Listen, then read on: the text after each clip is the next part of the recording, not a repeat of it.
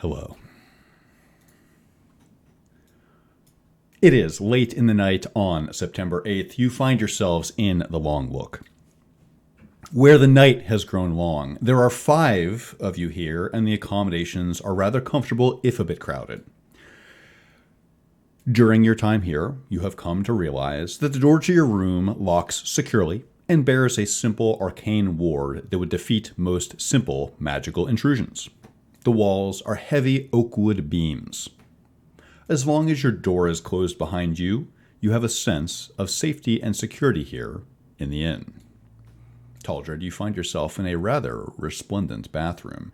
Gastmere, you find yourself on the streets, and we will come to you in a moment. But first, here inside the Long Look, the action is with the party. Brenner's posted up outside the bathroom, making sure that nobody stabs him in the bathroom. Just leaning up against the door, waiting for him to finish with his business.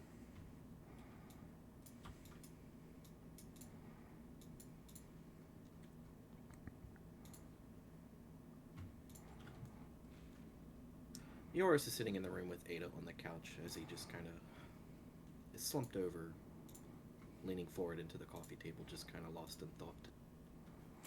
Slumped over? Yeah, kind of like leaning over with your head kind of down, I guess is the correct way.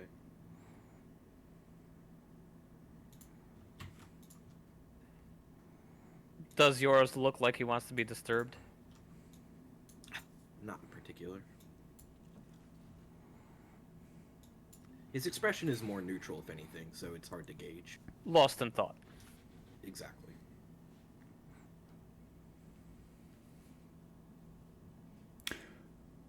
Lissa Gastmere, you find yourself on the streets of Suzale's southern waterfront. As far as you know, your party has indicated that they are at the Long Look, the tavern to your east.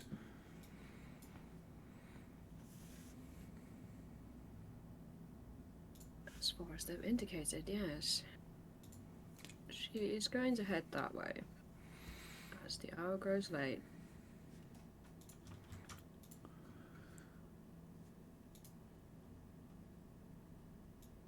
She glances at the cat briefly on the way. You see a tabby cat. Roll perception.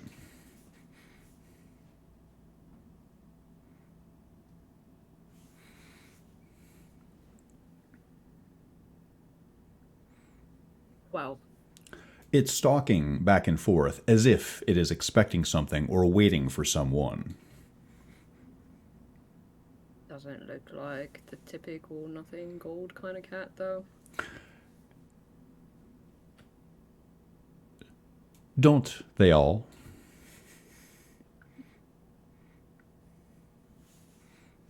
It's hard to say. Is this your old friend? You think, if it was, the cat would have indicated so by now. This one seems to be preoccupied with something. She'll leave the cat to its catly business and keep going. She nods at the knights as she passes. They respectfully return your nod, eager to see that someone alone at night is keeping the peace. For now. For now. There are lights on in this tavern still. You arrive somewhere.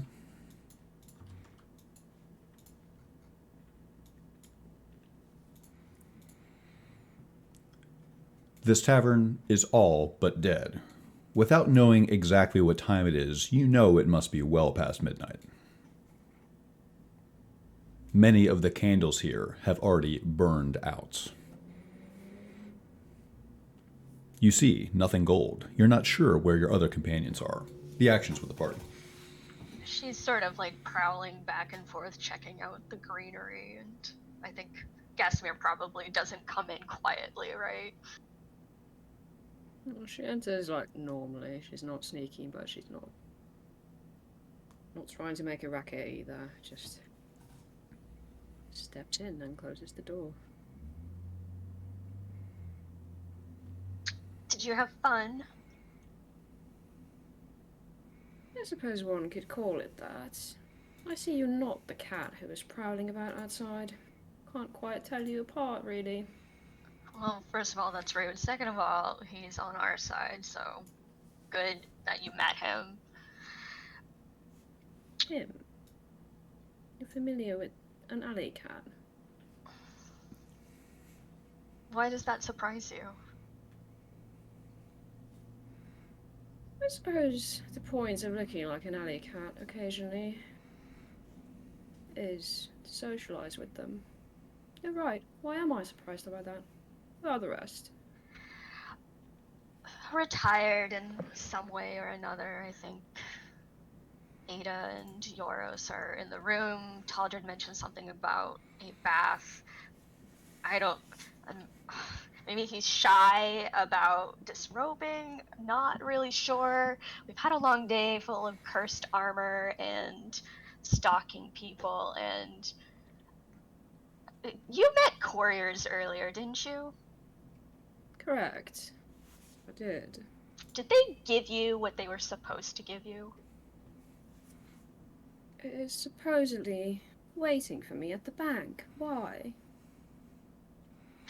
Well, they were here earlier tonight, and I overheard them talking about landing some big score. And something about nobility being easily... Well, you and I have done stuff like that before, so you know what they were saying. She glances around the place, but there doesn't appear to be any couriers in this space. Wow. As eager as they are to spend whatever they have, I'm sure it'll be very easy to find them tomorrow. Presuming they are not about to flee the city. Well, you could go check right now if you want.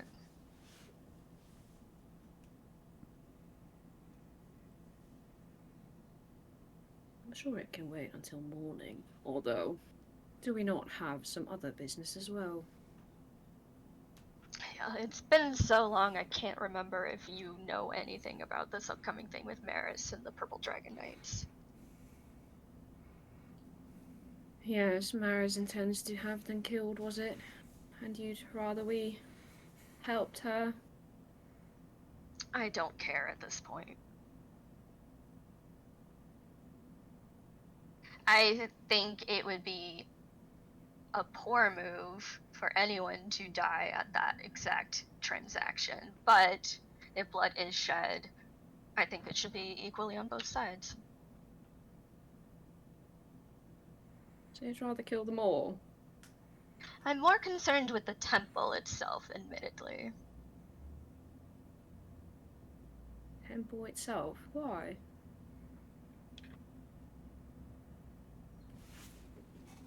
Have you looked at it? Does it look like it should be part of Suzeo? Why is a temple built over the ocean dedicated to Cyric and not Umberly? Well, that would have been a question the priest would have been able to answer. But I failed to see the relevance of it. It is a rather unsightly building, is it not? Yes, it would look so much prettier in flames. Just imagine this giant middle finger of fire towards the Centaur, this beacon of stop tolerating them. Rather dramatic, but yes. Have you met me? I've had the misfortune.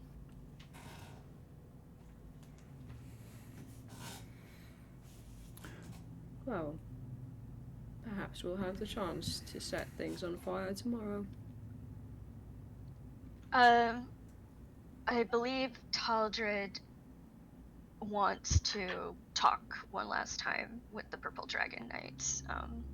In fact, he would rather tell Samantha and Evan that Maris is planning to have them killed. I think that would be a very big tactical mistake leading to any goal, but if you had some sort of opinion on the matter.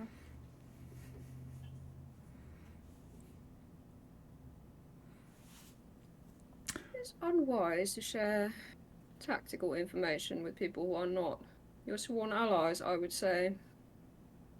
I was hoping that she might be beneficial in the future. But at this point, we cannot exactly expect that. No, and I think rather she is more concerned with the political state of Cormyr here.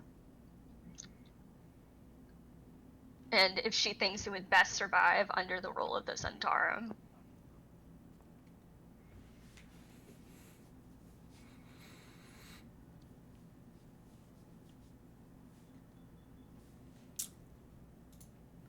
Oh. I suppose we'll have to see. Yeah, we do end up just sort of winging it, don't we? Unfortunately.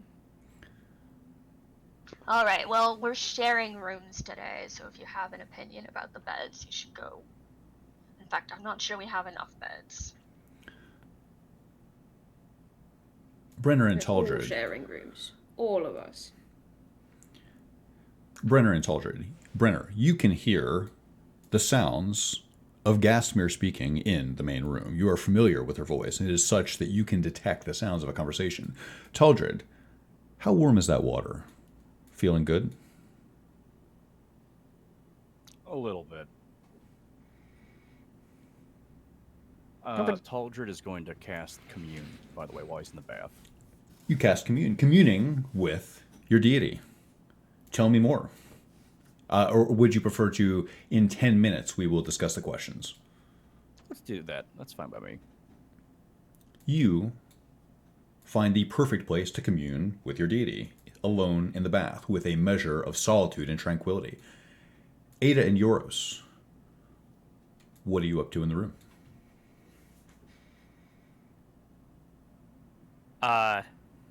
I'm sitting on the bed. Lotus position, thinking. I assume Yoros does not want to be bothered with, so I'm just taking a quiet moment to myself.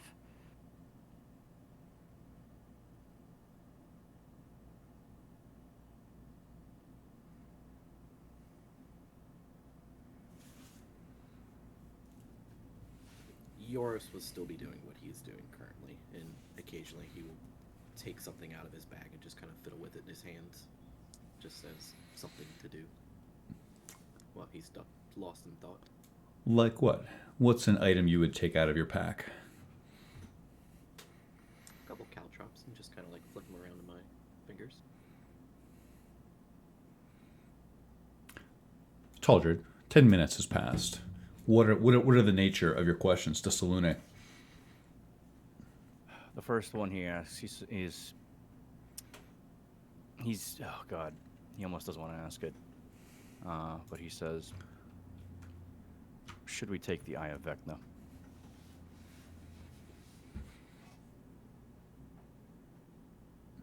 Yes. That kind of startles him.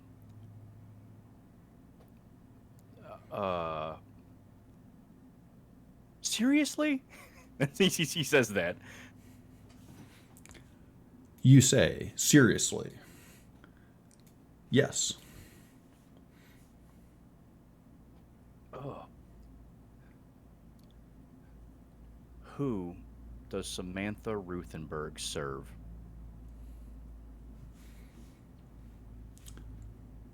Herself.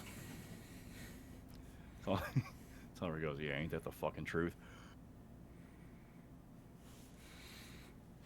Brenner knocks. Right. Brenner knocks 2 light taps on the door. You about done in there? Yeah, soon. Another 5 minutes tops. Gasper's back. I'm gonna go check in. All right.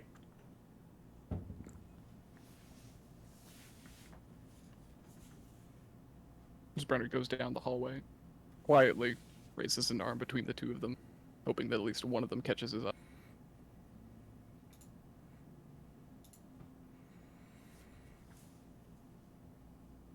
Do either of them notice? Oh, Cast yeah, on I think. October. Yeah. He just gives you a thumbs up and backs down the hall. Just checking in to make sure everything's.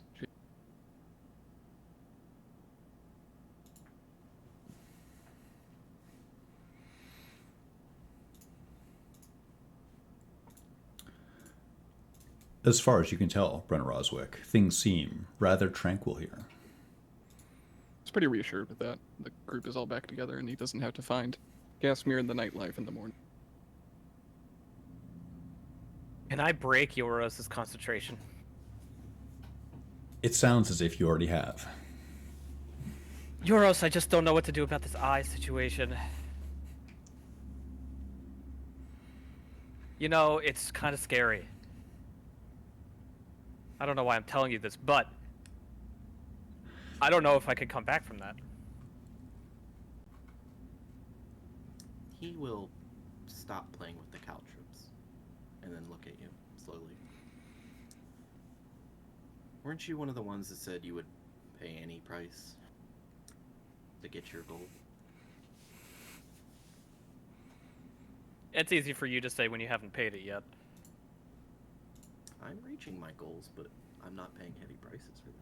Congratulations, Euros. Okay. Well, I don't know anything about this eye, so I don't know what it does. But I've only heard about it in a legend. what does it do?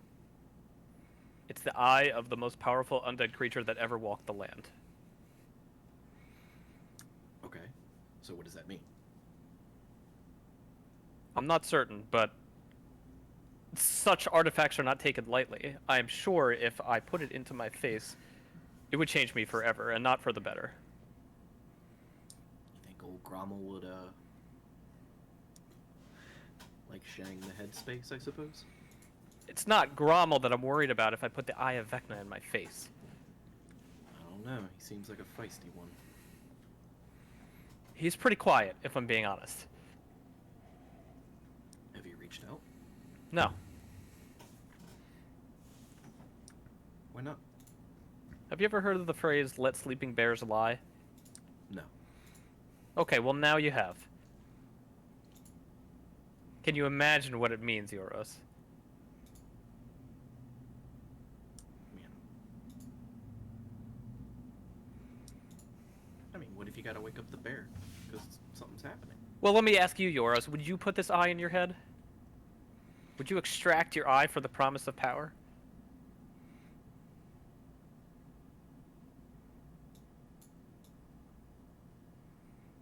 The promise of dark power? Would it save Brenner's other arm? I think it would make Brenner's other arm irrelevant. Why do you say that? Why would you say he's irrelevant? I don't think Brenner's irrelevant. You just said his arm is. Ah, Euros. Never mind.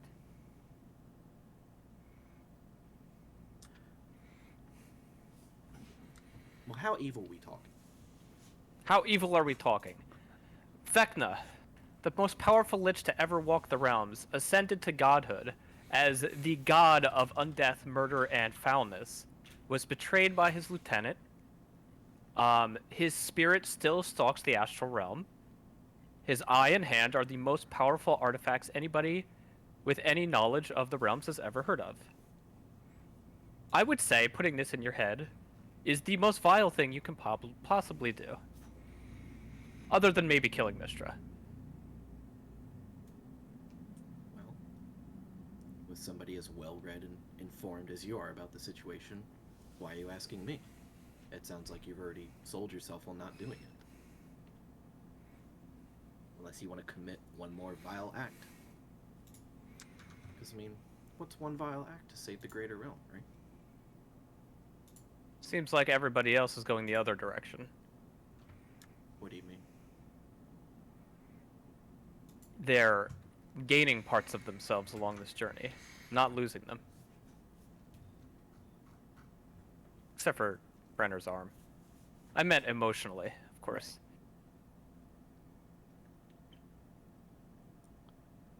I think everybody is coping with things in different ways. I don't think you're on point with that. Alright. Thanks, Yoris. So, why does it have to be you for the eye? Who else is gonna put it in their head? Nobody even spoke up. Did you ask? No? Did anybody speak up? So, I asked you earlier in this conversation, in fact. okay. And you deflected. And I don't want it. There. Easy answer. Ah. Very illuminating, thank you. You're welcome. Try asking the others. I'm sure they'll open up to you and offer opinions. You just have to ask. Okay. Look.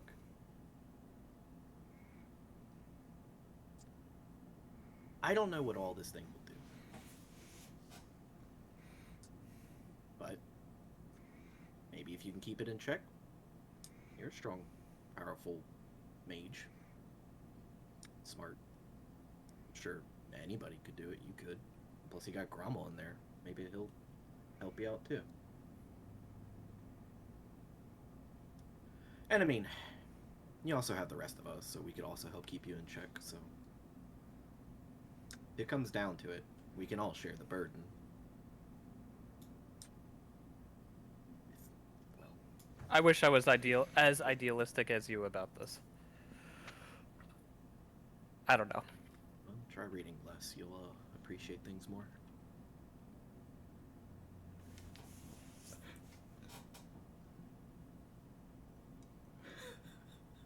I need to get some air. Very well. I'm out of there. The room feels stuffy as you exit it. As you step into the main room of the Long Look here, you observe that many of the candles have burnt down to the wax or the brass that holds them. I think NG is probably chatting very animatedly about the heart in the basement of the Purple Dragon Knights' building.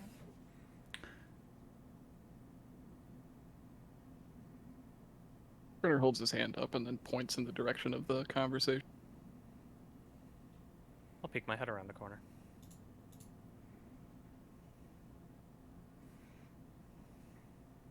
Miss Worthware.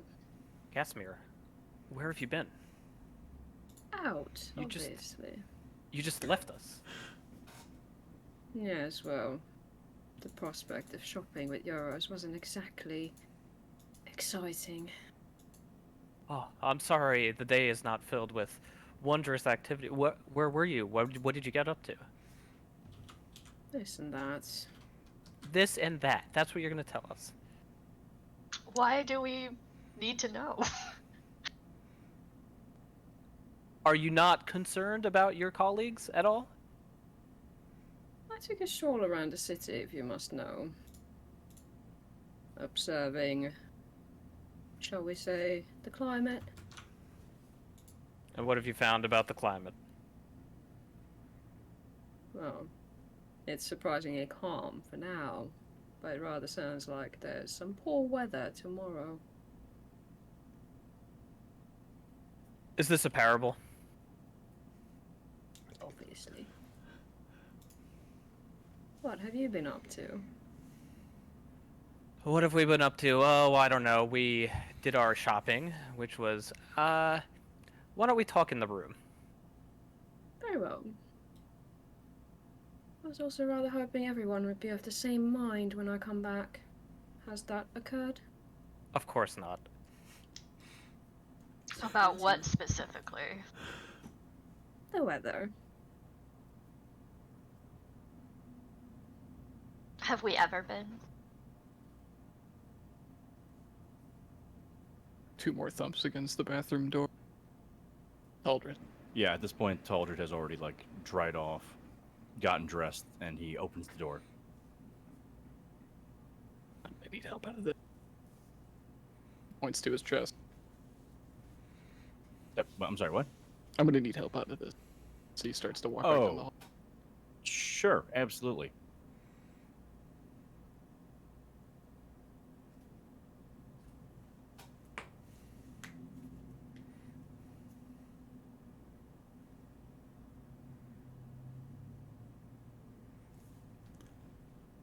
It's rather stuffy in here. So, Gasmir, would you like a recap? Now that we're in our room? I'm sure you haven't managed to get yourself into that much trouble, but yes, do enlighten me. I was only gone for a few hours. It was a long night. Oh, that sounds like it. He points over to Yoro. We found out that Moss is a play actor. We also found a lot of political dealings with the machine shop we stopped by. I think I overheard, at the very least, you heard about the heart in the bottom of a basement. Yes, that sounds rather curious. We have a long morning. Bank opens at 8. I doubt we're gonna wake up that early. Aldred, help me out with this one. How's that now? He's asking the to, armor. he's asking to help you get out of the armor. Taldred immediately begins helping. The drow across the hallway from us, the drow prince, wants to take Grint's sword from Yoros and trade it for a powerful artifact, which happens to be the Eye of Vecna. We have until the morning to decide, or otherwise there's going to be a bloody conflict. Has Gasmir ever heard of the Eye of Vecna? Yes, Gastmir used to be a wizard, and you are well versed in some of the infamous artifacts of the realm, including the Eye of Vecna. Ah, what else does he have to sell you? That sounds like absolute nonsense. The Eye of Vecna, where did he find that?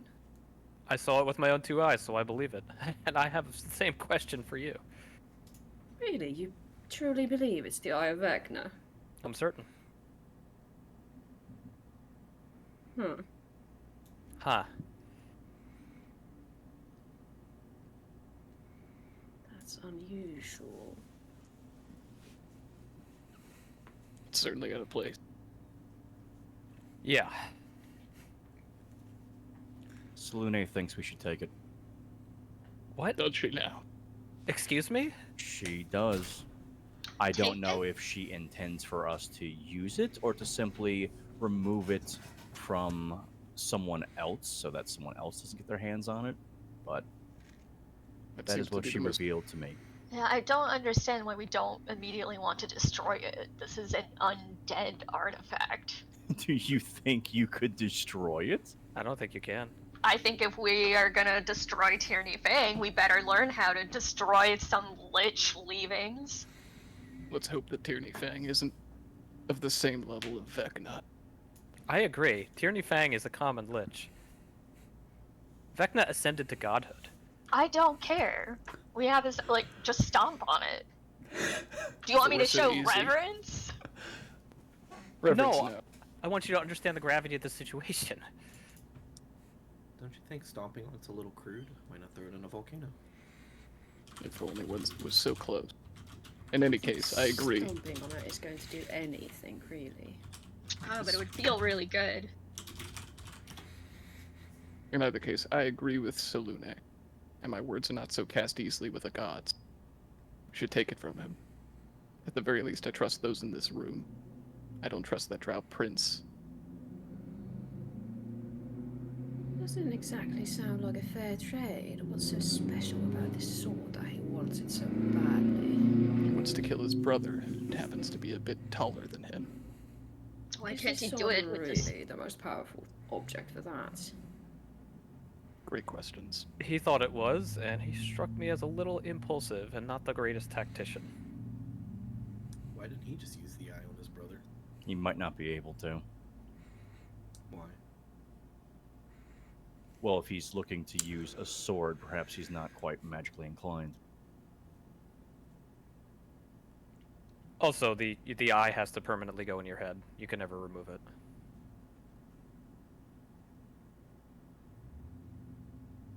We could discuss of using this thing or not later. Taking it from him, yes. It shouldn't be sitting around in the city streets of Suzail. I think we have one issue to deal with at a time, and losing Yoros' sword and gaining nothing in return, I think would be foolish for our actual quest, which is killing Tyranny Fang.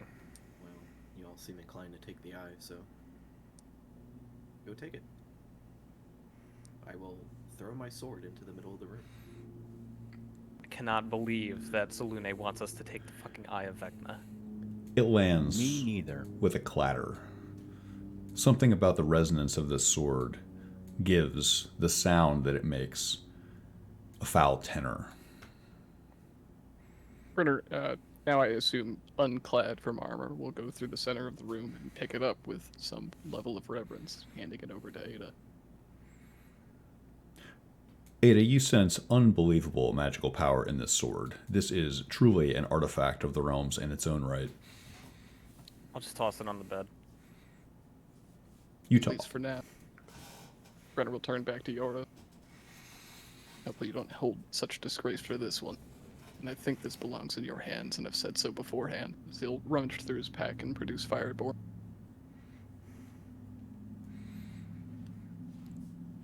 It's Avery's mace.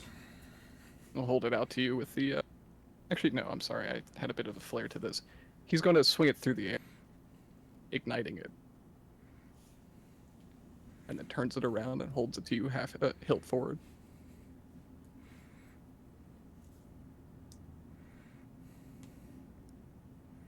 I'll take it. Seems like I have to carry Avery's burden one way or another. You do. You said as much. I did. I will keep my word. Those have meaning. We should sleep.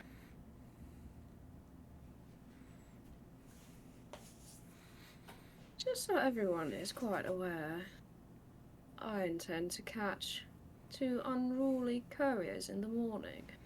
You can either That's a help good me, idea. or you can watch me break their arms. Because it seems they might be stealing from me. That's the impression I got when I talked to them. Good. I appreciate your assistance. Anytime.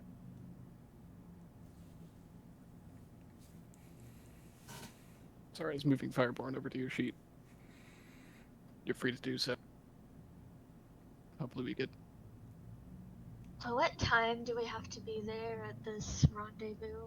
noon. Noon? We also have to talk to New Paul tomorrow. Have much to do in a very short amount of time.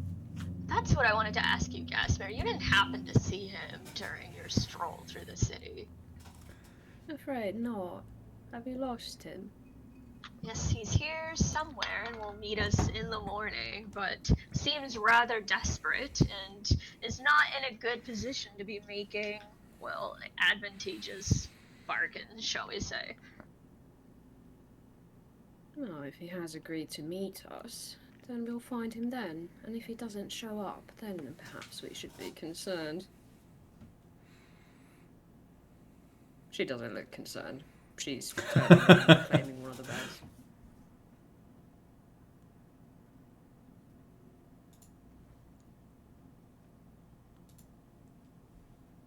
Well, There's only 3 beds in this room, and And a 1 couch. couch. Oh yeah, I mean, and she always sleeps outside, so. You think we should watch post? Post watch. Absolutely. There are many in the city who want something from us. So be I'll it. keep watch. You can rest on the couch. There's something I want to try anyway. I'm gonna put the mace in front of me. You do so. I want to attempt to swap my void weapon or whatever it's called. The Hexblade's packed thing. Yeah. The Hexblade pack weapon, you are able to do so. You are able to reattune to Fireborn should you see fit. So the sword was a lie as well.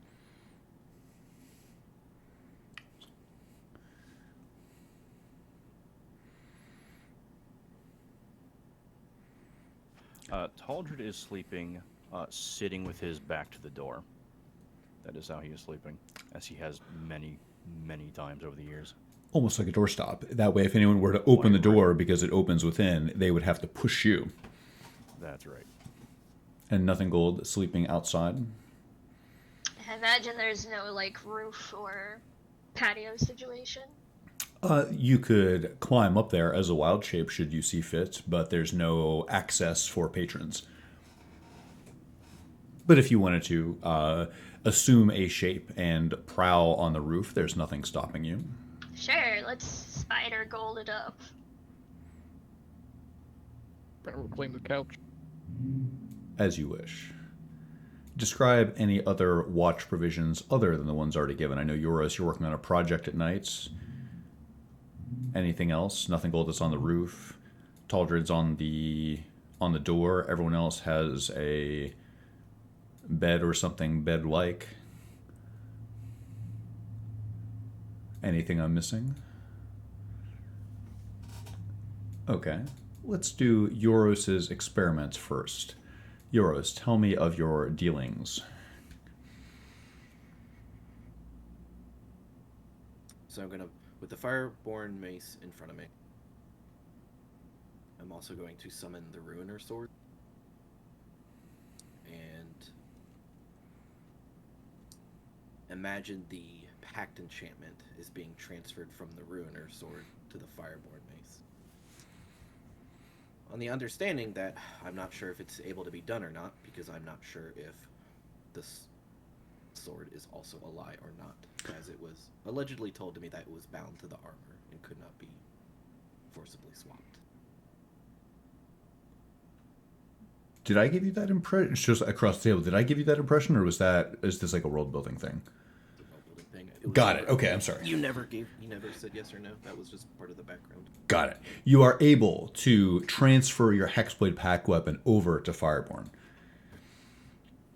In the morning, when you awaken, you will find that your soul once again flows through a weapon, in this case, a mace belonging to your former commanding officer.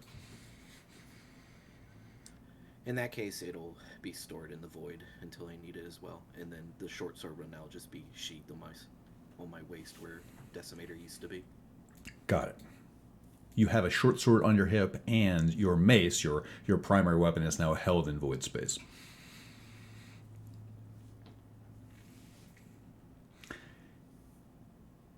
It is thus that when you sleep tonight, you dream.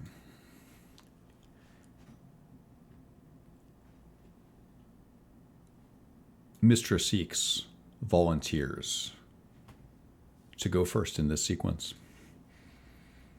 And I think you know that you have a partner. You are part of a dyad, aren't you?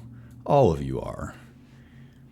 So, should you wish to discuss that with your partner, feel free to do so right now. Let me know what order you'd like to proceed in.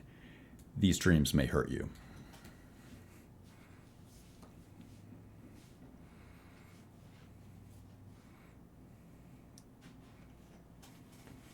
So if these are happening while we're asleep, am I just going to be randomly forced to sleep, or am I going to be awake while this happens, and then I eventually fall asleep? Where are you planning it? So this all happens concurrently. So like at some point you're going to sleep tonight. At some point you're taking a long rest, or are you staying up all night?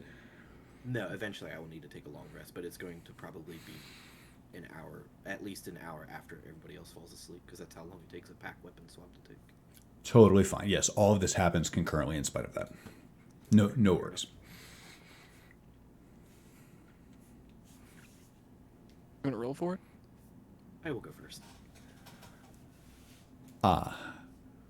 Brenner and Euros.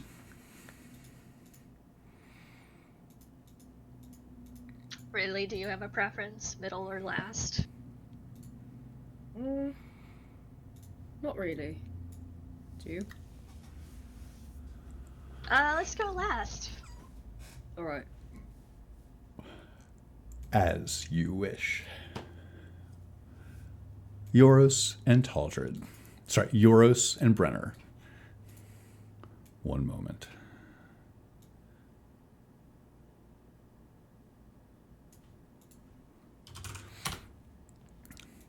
Sorry, a couple moments actually.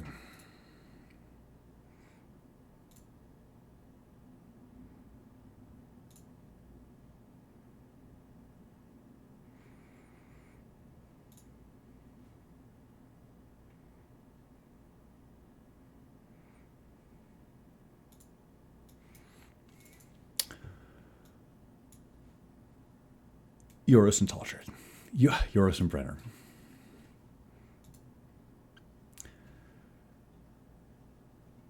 This is an adversarial dream. Far away, you can imagine the knuckles of the Red Knight moving an ivory Brenner on a board. This all seems straightforward enough, wouldn't you say? A battlefield, faceless troops at your side. Ah, right. And your vague disapproval of your companion has been stoked into hatred here. From across the river, you can see an interloper. Brenner, something about this place seems to stir hatred within you. You are swallowed by a feeling that the Flaming Fist represents everything that you hate in this world. Across the river, you see their banners rising into the sky like a fire that engulfs a bakery. Euros, you see a false knight down the way. Despite recent events, you find yourself with the knowledge that the Fist has built civilization on the western coasts. These frontier lands and barbarous nations were held up by interlopers just like the one you see held across the river. These people do not appreciate what you have brought them, Euros. This false knight dares to challenge you, even as you defend him day after day after day. There's his head, Euros. Go and take it off of his shoulders.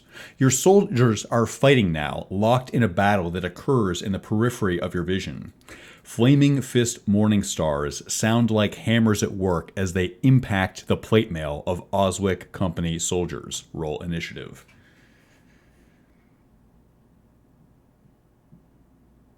Three.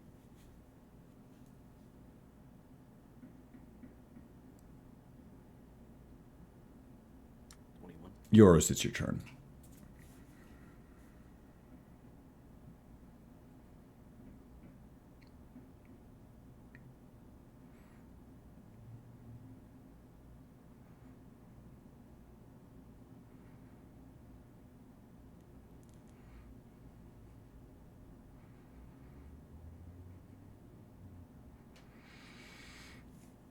Okay. Fury in my eyes towards the false knight. I will move towards the bridge, and I will use my bonus action to put a hex on him. And then I will cast Mislead.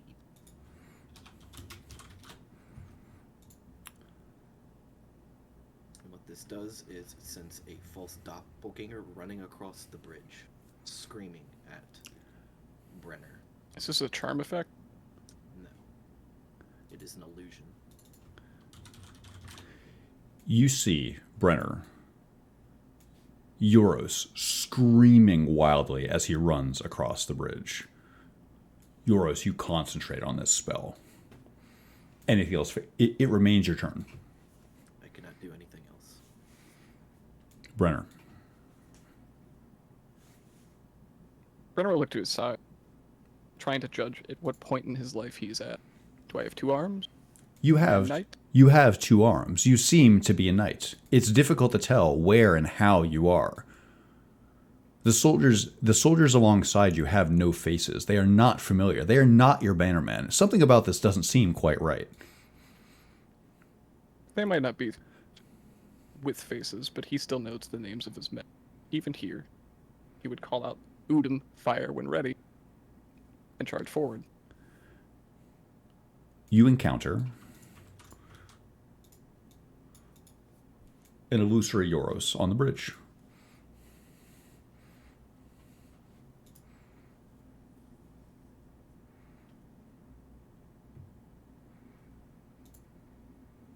You pass by. Go ahead. He's locking arms with his bannerman. He moves 30 feet. He's going to take the dodge action. Holding the line. You take the dodge action, holding the line. You notice that the man you have chosen to stand side by side has 3 arms. Euros, it becomes your turn. Your illusory double is on the bridge. You are invisible on your side of the bridge.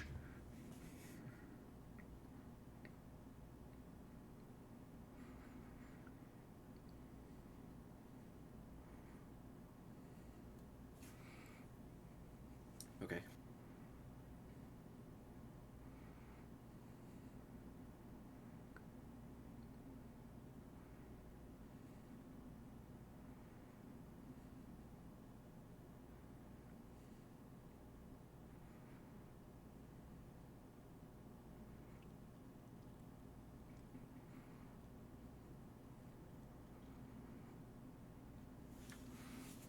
Through the illusion, I am going to have him yell, "Face me upon this bridge, you false knight!" Fuck off. And then while he is yelling, because I am invisible while using this, I will move to the side. You do so, remaining undetected by Brenner as you move to the Oswick side of the bridge. Your illusory double stands on the bridge, accepting Brenner's harsh words with aplomb. Anything else for your turn? No. Brenner, it becomes your turn. He's on the bridge. What a poor decision. Channeled divinity? This thing lights on fire. You use your channel divinity to focus 6 spectral fires. There we go. Correct. 6 spectral fires on the bridge. It immediately bursts into flames.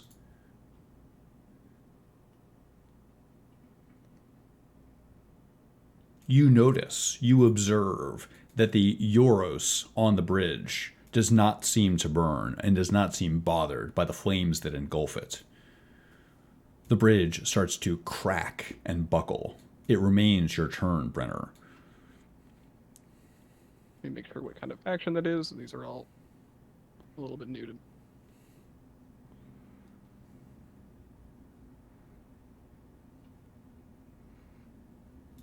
As an action, so yeah, he'll just wait on that side. You do so. Euros, it becomes your turn.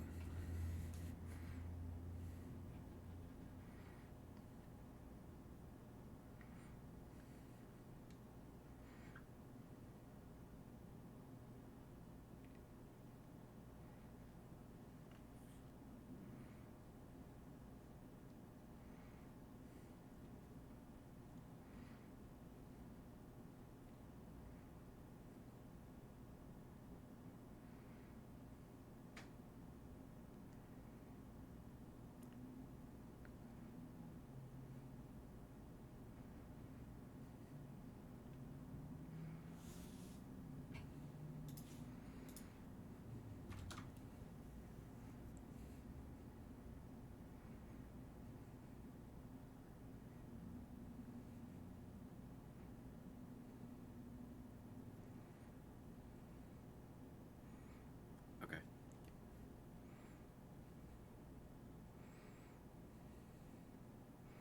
So while Brenner is focused on the illusion on the bridge and setting it on fire, out from the shadow, with both weapons drawn, I will attack with a booming blade.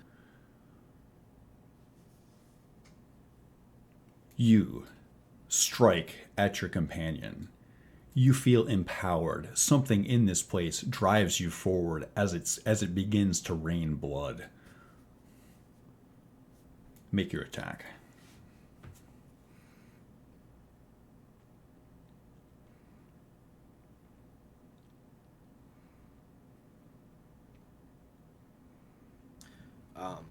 A mace has the same exact stats as a short sword, so I'm just going to roll my short sword. Just assume it's the mace if that's okay. That's totally fine. Yes, they're function identical, other than just on a hit, make sure you roll the fire damage. So then, whoops, one of those don't.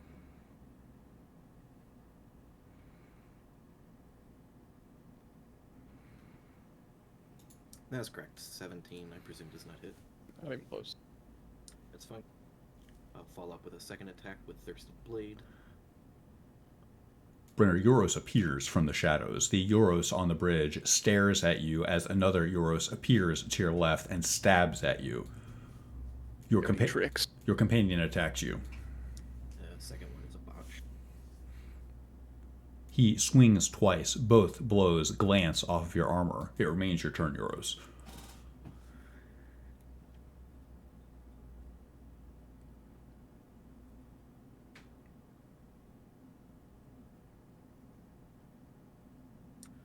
Bonus action, I will put...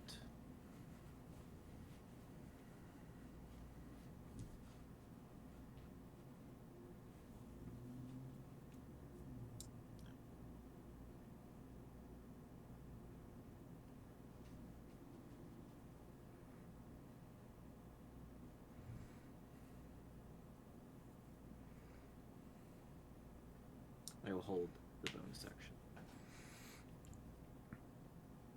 In this case, because it's just 2 of you in initiative, you would just be ending your turn. You would lose the bonus action, which is okay. But your hand is still in the piece. Would you like to take it? No, then I'll swing with my offhand, Okay. which in this case is actually the short sword. It's a 22 hit. Right on the money. Unless I have a shield on. In this dream state, I don't know. It's your dream, Brenner. He likes having arm. I would argue you have the shield on, since in your dream you have both arms and you feel fully equipped. You're also holding the line. Mm-hmm. Makes sense. Yeah, I was calculating the book into holding the line with my men. So no. That also does not hit. I'll take on this dream state shield still on my character sheet. 22 does not hit. Okay, so 2 mace hits will swing at you and miss, and then the short sword will then ping off of your shield as you quickly turn and block it, I presume. You do That's so. all I can do. Brenner. Dirty tricks all the same. He rears back with the spear. The tip superheats.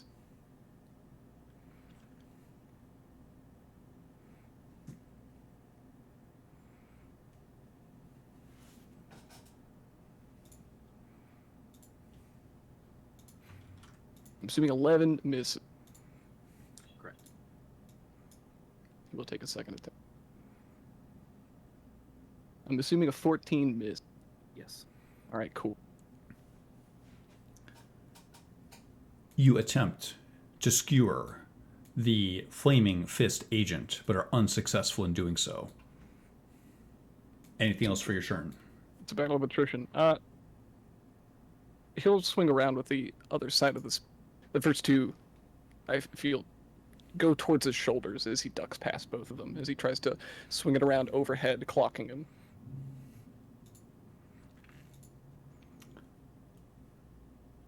Euros, it sounds like it becomes your turn.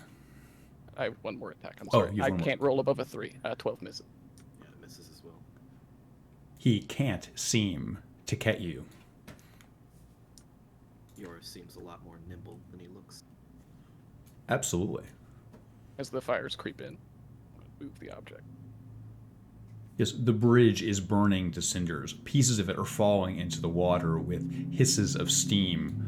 The blood is landing on everything. You can't help but wonder, where is that coming from? Whose blood is this? The smell of copper is sickening.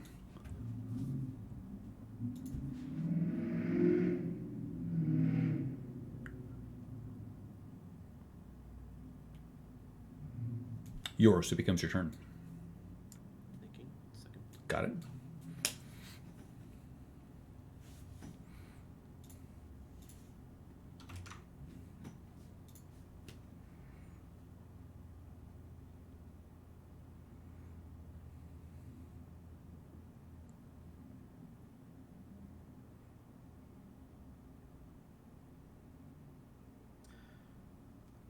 Seeing that you're heavily armored, Yoris knows he has to take a different approach. So, in frustration, you hear him mumble, and then behind you there is a small explosion. And I'm going to cast Sonatic Static behind you. Which kind of save is that? Intellect, you need to make at least DC 17. Alright, natural crit. Okay. A burst of psychic energy explodes. Okay, so on a successful save, you take half damage. So you take 35 rounded up. You mean in half, so 18, Yeah, that's what I meant. 17. You, Euros, you draw first blood. That damage is doubled. So you can unhalve what you just halved. You hear something. You hear the studio audience applaud. It remains your turn.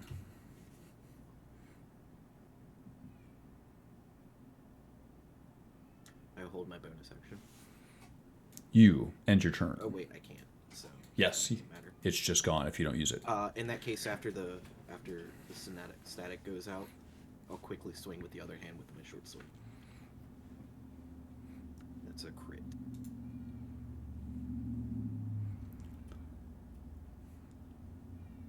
You stab your companion directly under the arm. It goes up through his armpit.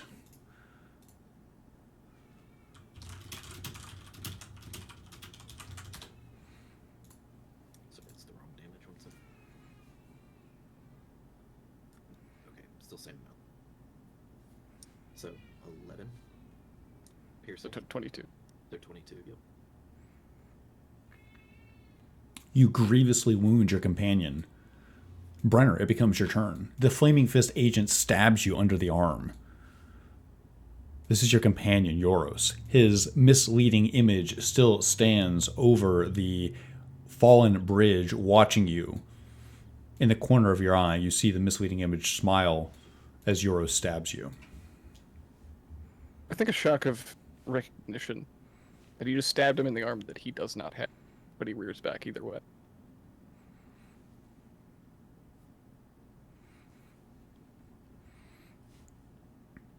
$27 hit. Yes. Roll a d6. If you roll 4, 5, or 6, you hit. If not, it misses. Because you're hexed. It's also, I think your hand is off the piece, but he should have taken necrotic damage from every successful hit on him too. Oh yes, for every hit you take another 4 damage from the hex as well. So that's just 1.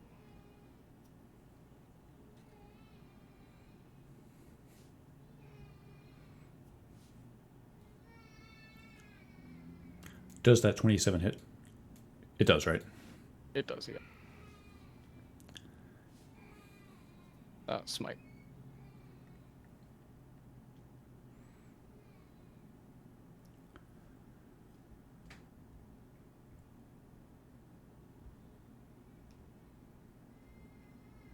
That's 16 damage, I'm sorry. That should not have clicked twice. The VTT is really glitching out on my end. No problem. And then roll smite.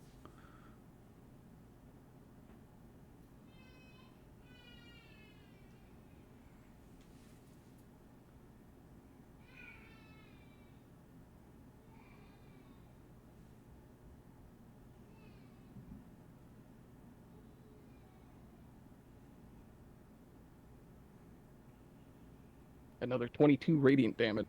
As Brenner rears back with this superheated tip, it pierces your shoulder. These sharp brambles burst forth from the impact and burn away.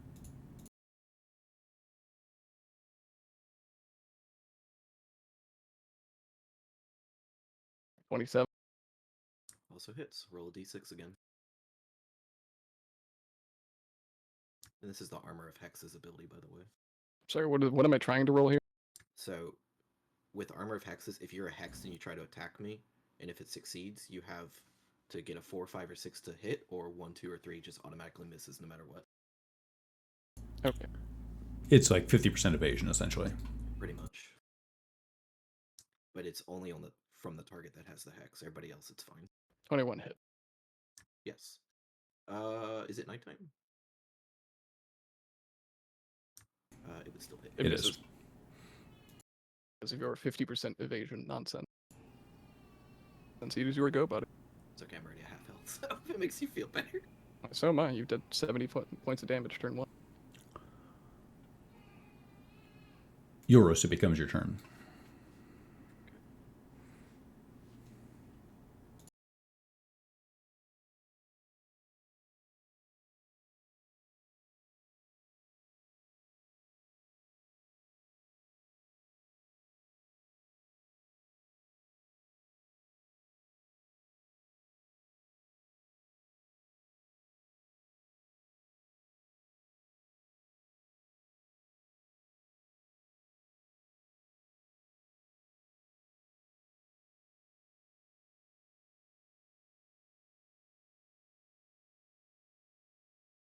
Impulsively, from being hit, you can see Yoris will suddenly cast Shield on himself. Give himself +5 AC. As a reaction. Yeah, that's a reaction. Oh, is it? No. Yeah, you don't just cast it on yourself. It's when I hit, you. You're Yeah, dumb. Okay. it's Whatever. still really strong. Does that last until the end of the next turn? Which is, yeah, which would do nothing. You just cast it when I hit you the next time. It's... He's not smart. It remains your turn. That's okay. We don't need Euros to do equations.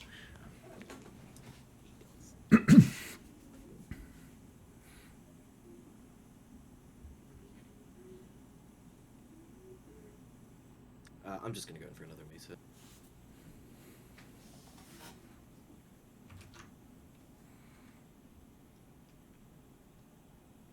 It's another crit.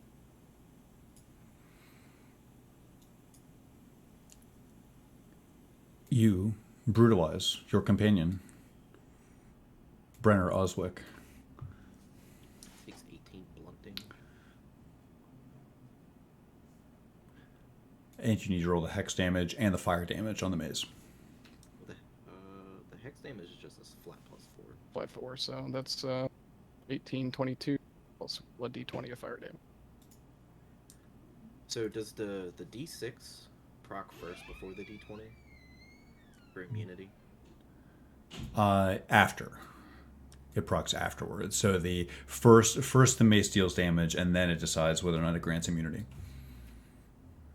Very well. 19. Just 19 fire damage? Yep. Okay.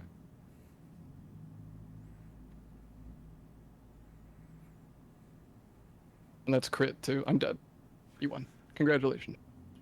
You realize something, Euros. The clapping was coming from Ball, who strides across the river towards you. The Lord of Murder extends his hand to you. As the dream ends, two things occur. Euros. Which one of Brenner's stats would you like to take 1d4 from? I don't. Are you sure? I don't want to take somebody else's strength as my own.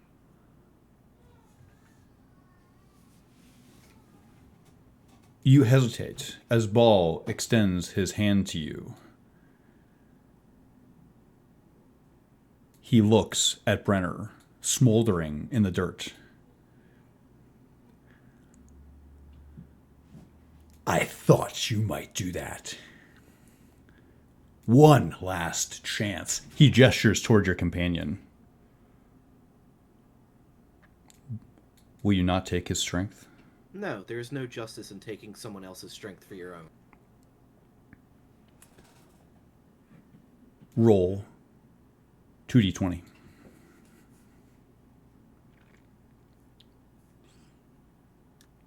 One of them's a crit.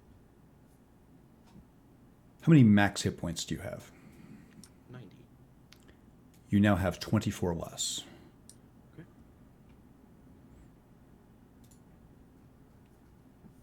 Mercifully, the night goes on. I believe second in our dream sequence was Latro, was Ada and Taldred. Okay. Uh-oh. One moment. I don't like this.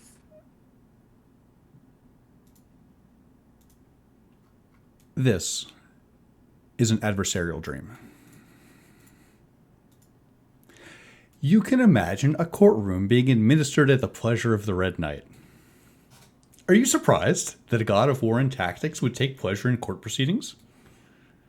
Courts, politics, public office, these are all expressions of what was once accomplished in the realm of war. Witness, a politician goes on campaign. They have a war chest. Their confidants are advisors. Ada Worthware, you would have made a good attorney. It is such that here on the plane of justice, you find yourself with your client, Taldred Talton. Did you expect him to be your adversary? Natural, I suppose. Taldred Talton, you find yourself with a tenacious bodyguard of the law, Ada Worthware. Wait, did you commit a crime? I don't remember that. There is no kangaroo here, and yet you can detect its presence. No worries, Taldred. On the plane of justice, your fate is surely in the hands of a jury, who is counseled by a good and just prosecutor. Brenner Oswick, you find yourself at a table with documents that relate to the prosecution. Both you and defense counsel Ada have a list of witnesses. One moment.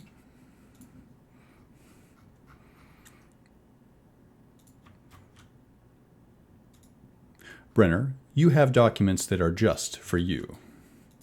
They relate to the prosecution. You would not want to share them. Both of you, the rest of you, I should say, have a witness list. It's at the bottom of the party inventory. Whoops, no, it's not. Hold on. One second.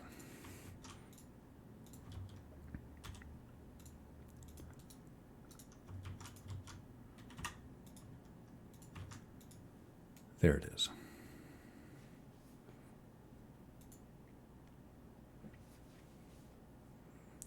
Why don't both of you, or all of you really, take a moment and review these? Sorry, where are Brenner's specific documents? They should be on your Brenner sheet. Or they were. One second. Oh, yeah, I don't see them either. One second.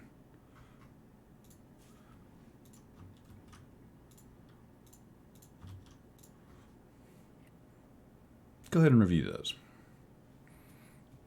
Oh, I see. Thank you.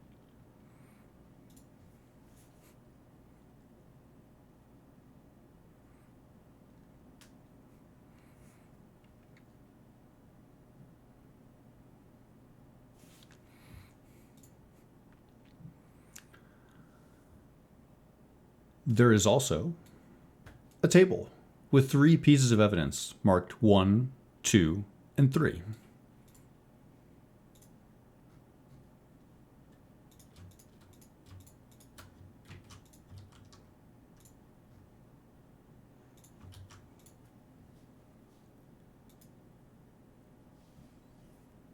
Mercifully, Taldred, you see a juror box with 3 primes meant to assay your soul. Euros, Nothing Gold, and Gastmere are here to weigh you. The Red Knight waves her hand as if to hurry things along. The charge, as it were, Taldred, is transgression in the first degree. You deliberately crossed a moral line, didn't you? Should Taldred be found guilty, he will accrue 5 transgressions, and his counsel, Ada, will accrue 3. Should he be found not guilty, the prosecutor, Brenner, will accrue 8 transgressions. You have a witness list, and both the prosecution and the defense may call 1 witness each. In addition to the witnesses provided, you may choose to call the accused himself. You will have the opportunity to question them, and then they will be cross-examined. The jurors will observe all of this, and then will be given an opportunity to go down a channel and discuss their findings. The goal should be to determine if Taldred is, in fact, guilty of the charge of transgression in the first degree, which would imply that he acted with intent. The plaintiff goes first, Mr. Brenner. Brenner's furiously reading the document. Take your time. You may choose to make an opening statement before you call witnesses, and you'll have the opportunity to make a closing statement as well.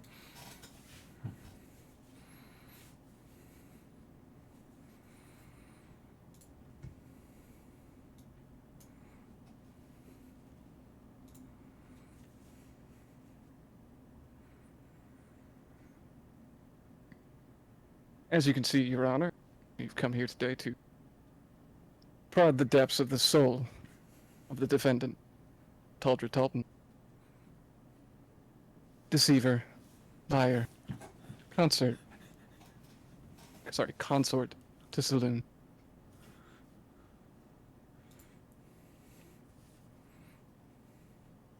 I believe that the witnesses may stand to prove this man is nothing more than a liar, a thief, and a traitor to the cause. I call here Nefir to the stand. Your Honor, objection. I would like to rebut counsel's opening. The Red Knight offers her hand as if to let you make your opening statement before the first witness is called. I'll stand up, gather my papers. Ladies and gentlemen of the court, the jury, Your Honor, counsel, and all those watching. I think that this trial, and I think we all know it, is being put on in this kangaroo court as a charade because Taldred Talton has an inimitable sense of pride, and that's it.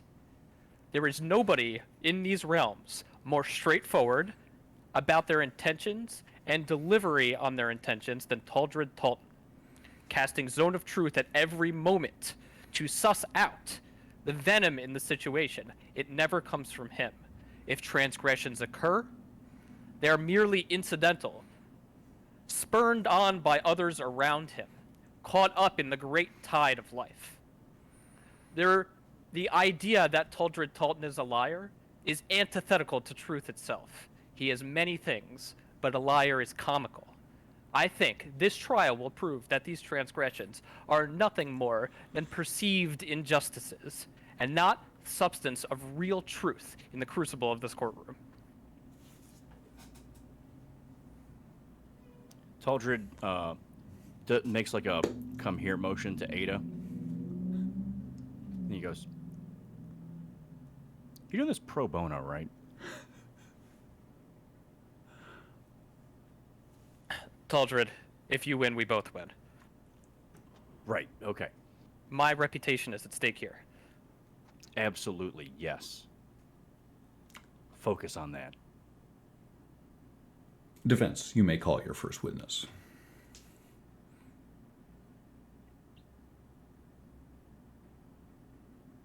I believe that is Ada, correct?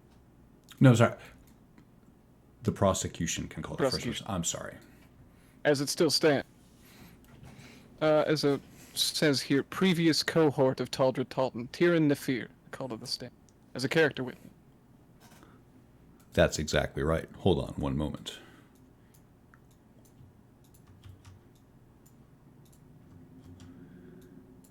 You witness as suddenly in the witness box there is a slender Eladrin man.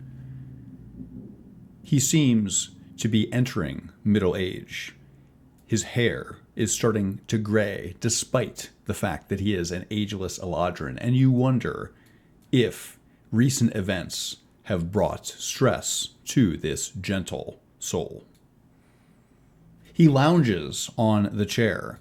Perhaps it's because it's a dream, but he has no problem hooking one of his knees across the leg of the chair and looking out over the courtroom gracefully. Thank you for coming to the stand, Mr. Nefir. I Is it true that you were once cohort to this Taldra Talton? He runs a hand through his hair. Aye, we worked together for several years. About 10 years ago. Well, it was only several weeks, but there was a matter of things were complicated back then with time. But regardless, I know him well. In your dealings with Taldra Talton, did he ever betray your trust or the trust of your companion? He is not what I would say an honest man is, but I know that he had many opportunities to betray his companions and chose not to. He had many chances to put a knife in people's back if that was the type of man he was, but I would never rely upon him to tell the truth. So I suppose my answer is complicated. A betrayer, maybe. It depends on the circumstances, I suppose. He never betrayed me. You did betray you. Such words. Brenner will take a stand to the evidence at locker. I would like to bring the exhibit of the gravestone onto stand. He will peer over the markings. You see a gravestone. It has no markings, but it seems to become the grave of whoever you imagine it to be. So, Tyrion, he didn't betray you. Did he betray these? So he'll hold his hand towards the graves. He winces a bit.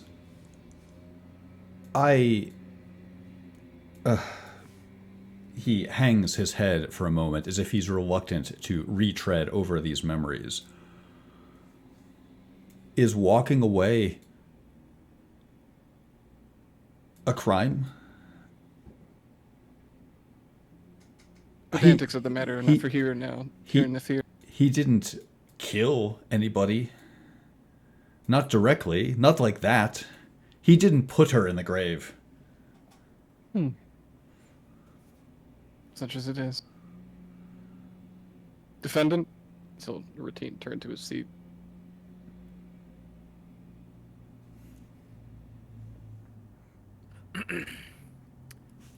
Ada, Sorry. you have the opportunity to cross-examine the witness. And of course, you see that there is evidence on the table that beckons you to refute it. Mr. Tyrion the Fear, Aye, you adventured with Taldra Talton, did you not? I did. Can you give me a brief history, a short recap of what you and Taldra Talton accomplished in your time together? Accomplished is not the word that I would use, I suppose. I wouldn't say we accomplished very much at all. We worked together because we were part of a contract, a mission to deliver a message for the Zentarum. The message ended up being far more than that. I suppose we brought ruin to a city.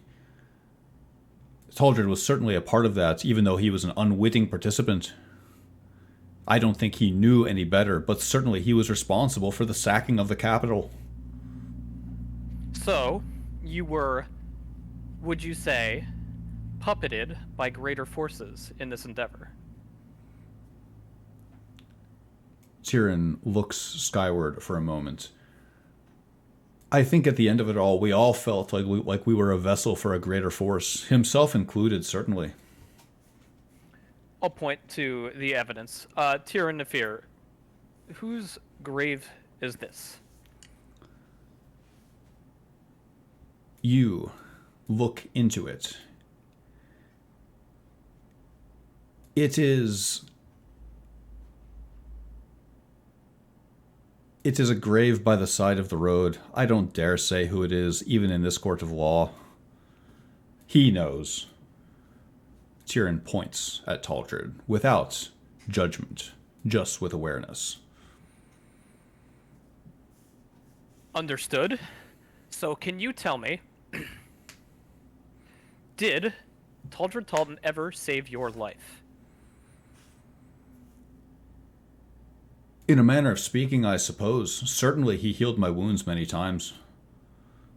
I understand from your deposition that there was a time where an assassin laid you out on the floor, and you were brought back to life by one Taldred Talton. Is that correct? Aye, that's correct. As I said, he healed my wounds many times.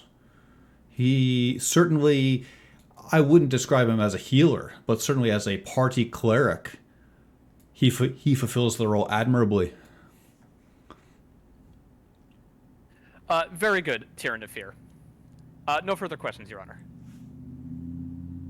At once, Tyrann seems to no longer exist here on the plane of justice. Prosecution, you may call a witness. Oh, I can call more than one. No, I'm sorry. Defense, sorry.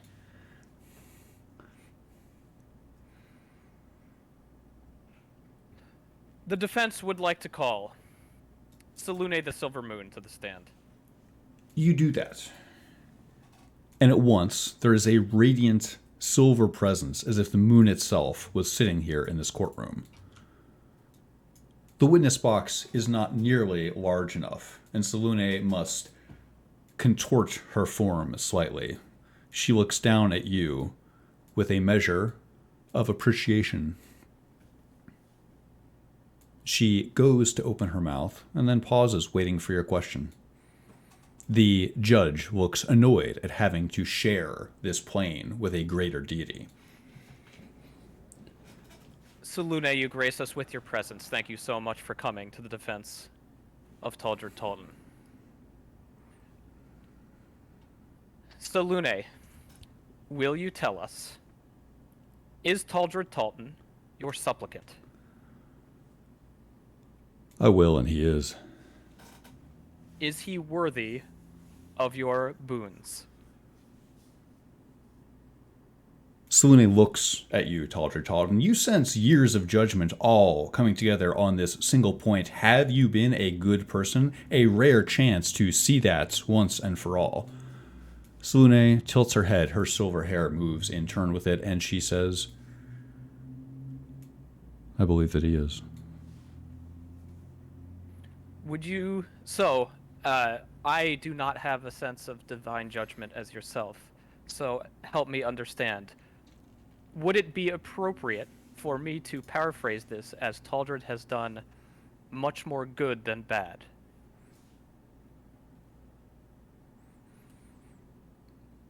She contemplates this point as if she's looking right through you.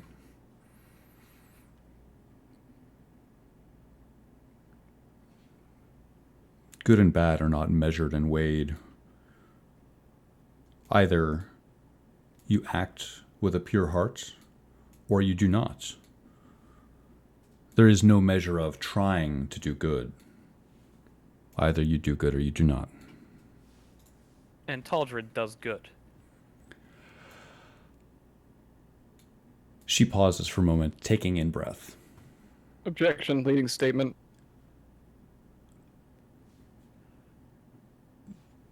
It is such that the Red Knight, seeking to exude a bit of power over her courtroom, sustains this with a flattening of her hand. I was merely repeating her words. I can use different words. Apologies, Your Honor. Would I be accurate in saying that your judgment is that Taldred Talton is of pure heart?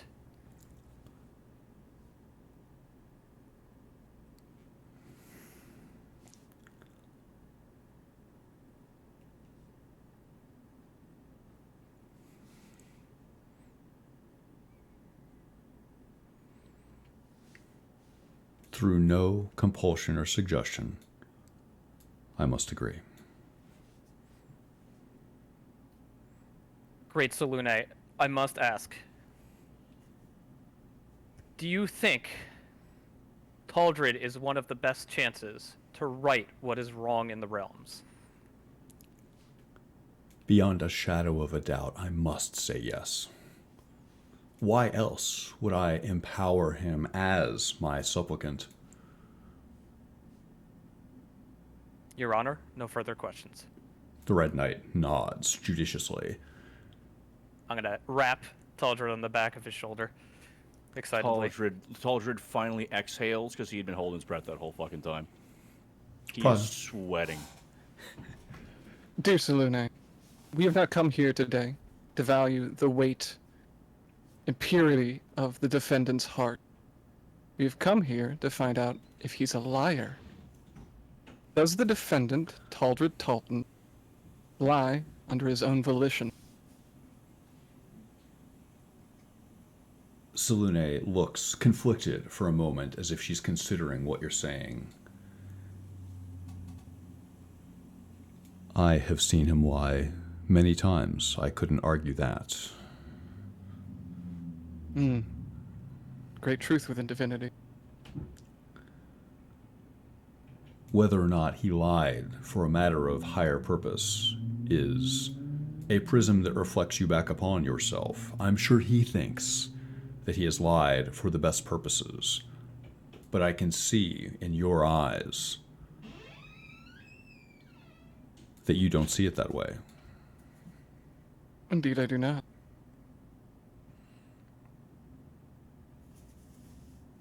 Taldred Talton has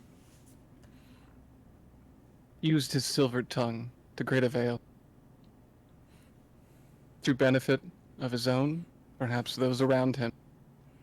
Let us not forget, Taldred Talton wore the banner of the Zentarum upon his chest. A court of lies. When you say this, it is as if clouds crossing the moon. Her face darkens as she is forced to wince. I admit that you are right. Far long ago, in Taldred's past, he did serve the Black Ones. I have no further questions, Your Honor. Objection. That wasn't a question to begin with. I think that should be stricken from the record. The Red Knight peers down at you. Make a persuasion check, Ada Worthware.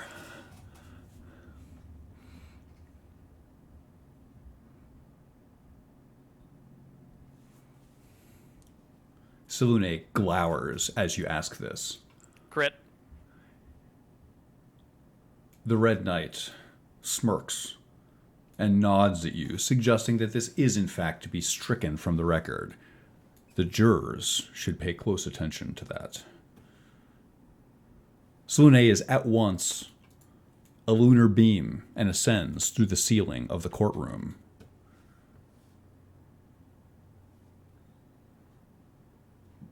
Do either of you wish to make a closing statement? Or do you feel that your evidence is enough?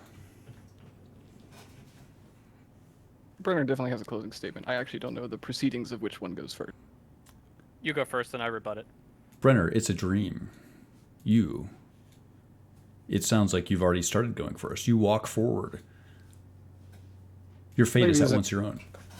Ladies and gentlemen of the jury, I believe it is self-evident at this point that again, I must remind you, we are not here to value the worth of his soul, so much so that he does lie for the benefit of others, insofar as he only lies. I think the evidence provided to you today has proven thus that yes, if anything, Taldred Talton is a grifter and a liar.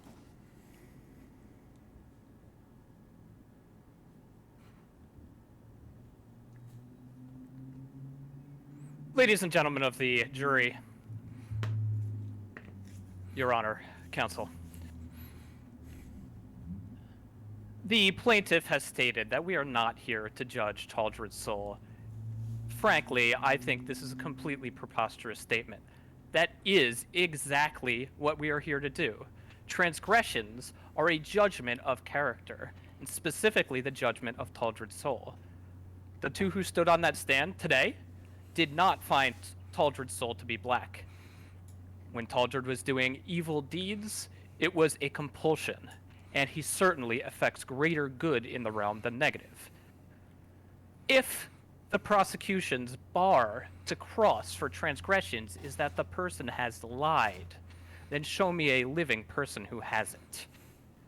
For the most part, transgressions in this department are a judgment of Taldred's character, and I would encourage people to listen to the words of the Silver Lady.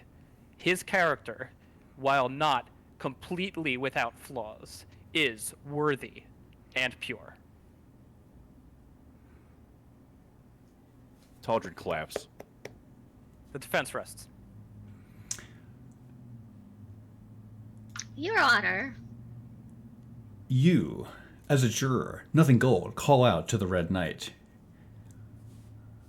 She looks over at you, silently. I am not very familiar with these proceedings, but it does not feel fair to ask us to judge Taldred Talton when he has not spoken for himself. Taldred turns to Ada. Can she do that? Can she even ask questions? She's not supposed to be able to, but I'm not going to question the Red Knight. The Red Knight looks at you, Nothing Gold, and is forced to remove her helm. She takes her helm off and places it beside her. She places her face in her hand. This is all highly abnormal.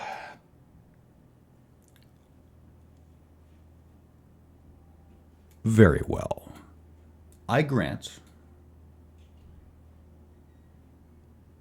that both the plaintiff and the defense should have a chance to ask Taldred himself questions related to this trial. Defense, I think you should proceed first. Taldred Very goes, well. so do I have to, get up and go over there? The Red Knight glares at you as if she is annoyed that you're not already walking to the witness stand.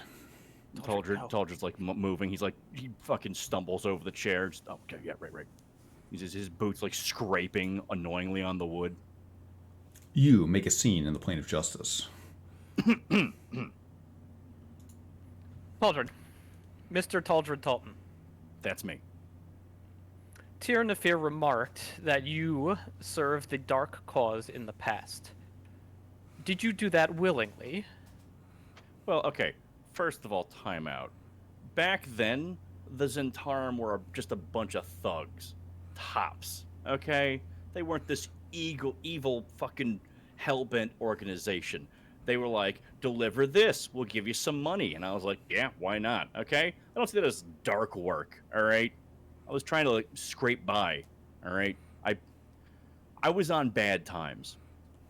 Mr. Taldred, your deposition here says you wore armor that unwittingly caused you to do aggressive and evil deeds. Cursed armor, in fact. That is correct, and I had no idea it was cursed. I had no idea it was happening. So, in essence, a lot of the bad things you did were due to a magical compulsion outside of your control. Is that correct? Not all of them, but a couple? Do you regret some of the things you have done in the past? Who doesn't? Who doesn't? And do you feel you are a different and better person now?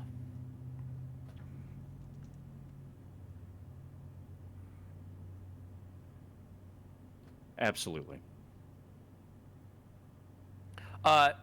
Your Honor, I would like to have read to the court the exact timing of the transgressions in question. Were they before or after the spell plague? The Red Knight shakes her head. Defense counsel, we are here to judge, has he transgressed as an overall whole, not individual crimes against his moral code? Has he transgressed in general? Is he a transgressive individual? Is he a transgressive individual? Has he committed transgression in the first degree? Very good. Mr. Talton, do you consider yourself to be a transgressive individual? Transgressive in what manner? And in to your whom? own judgment about yourself. Taldred stands up and says, "Let he or she who is without transgressions cast the first stone." You heard the Red Knight, though. Apologies, Your Honor. You heard what she said. On the whole, would you say you are more or less transgressive? I would have to say less. And you have a lot of experience with people who are more transgressive in this world.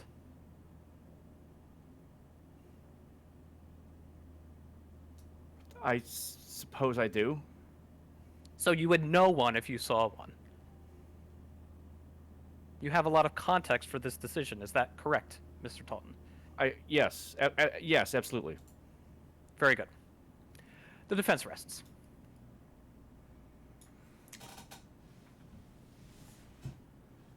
The Red Knight looks to you, lead prosecutor Brenner, to see if you have questions for Taldred Talton. Mr. Talton, if you find yourself to be a man of less transgression, that is your opinion, such as it might be. Mr. Tyrion Fears, we've presented to the jury previously, stated that you knew who laid beneath that stone. If those people were here today, would they forgive you? They would, because they were better people than me.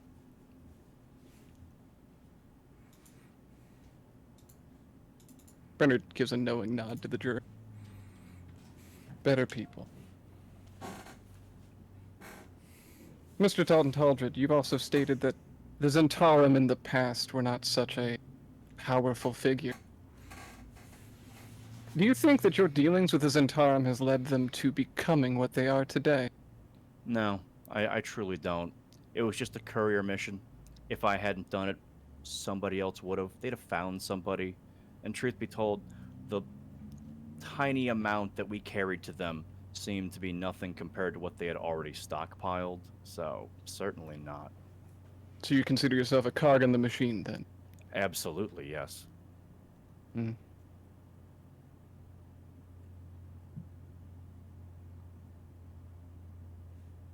How does it make you feel? Seeing that which you pray to cloud over.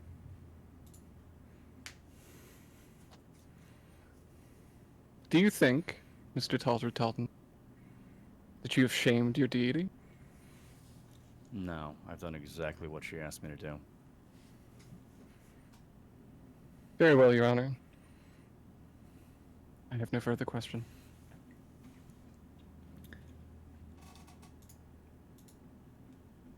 Primes of the jury. You see that there is a jury box created for you. Why don't you go into that back room, go down a channel, discuss, and let me know when you've reached a verdict. If you are unable to reach a unanimous verdict, you will have to tell me who gets the majority of votes, as it were. You must deliver a guilty or not guilty verdict. Go ahead and go down a channel when you're ready.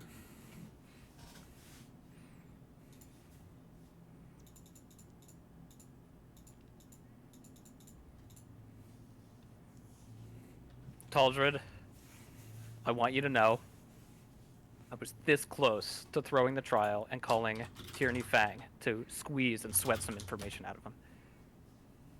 What? He's on the witness list. I could have called him, and I didn't. What? Good, I think.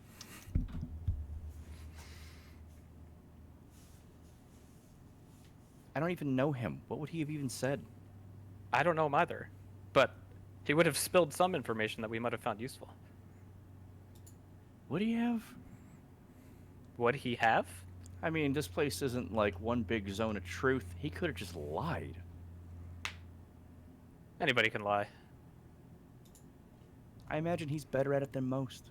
It was worth a shot, I thought. This is a little peculiar. This courtroom strikes me as one where the decision is made before we even got in here. Maybe. I don't like being in courtrooms. You hope that soon you dream of something like a beach. No. painting. Taldred hates sand, remember? If you can't take your armor off, you can never clean it out. Speaking of armor, and then this is a dream, and Brenner is in a courtroom, I think it'd be prudent to mention the fact that Brenner's armor is glistening. You have your fatigues on. Correct. Yes. Do we have contextual evidence of like stuff that's happened into the real world in this dream? Or only purely like what has been presented to us in evidence? You have contextual evidence. You have everything that your characters know. Okay. You are not a faceless person in this. You are your character. Okay. Well, I did my best, Taldred. I am impressed by your best.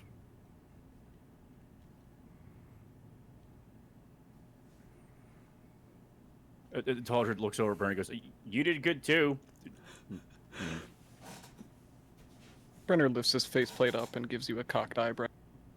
You don't have to score points with the jury when they're in deliberation. I don't know. I'm very confused. This is all weird.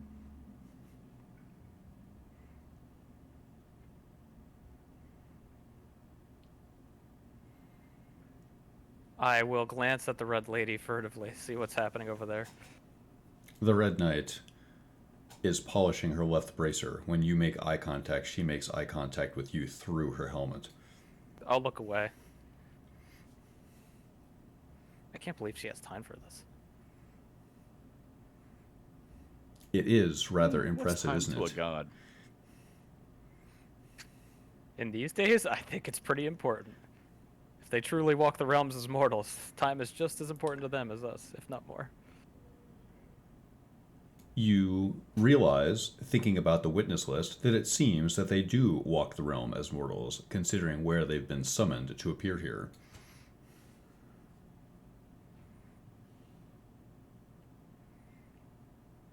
Taldred, it seems that the jury is taking a while. Does that make you feel good or bad?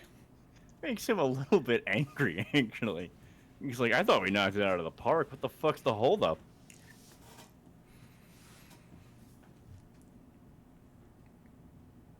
I wonder if I could have killed Tierney Fang in this dream. Dream? Sorry, this courtroom. You're right. To be honest, I feel like killing somebody in a courtroom, even Tierney Fang, would be... I don't know, that sounds like a no-no to me. Yeah, I imagine they'd kill me for it. Are you not already willing to pay that price? I am. Still, I agree with Salune. You're the right man for this job, and we need to be at full strength. That's what she seems to think. That's why she came to me. Oh, she came to you. Oh, yeah. Wish I'd known that.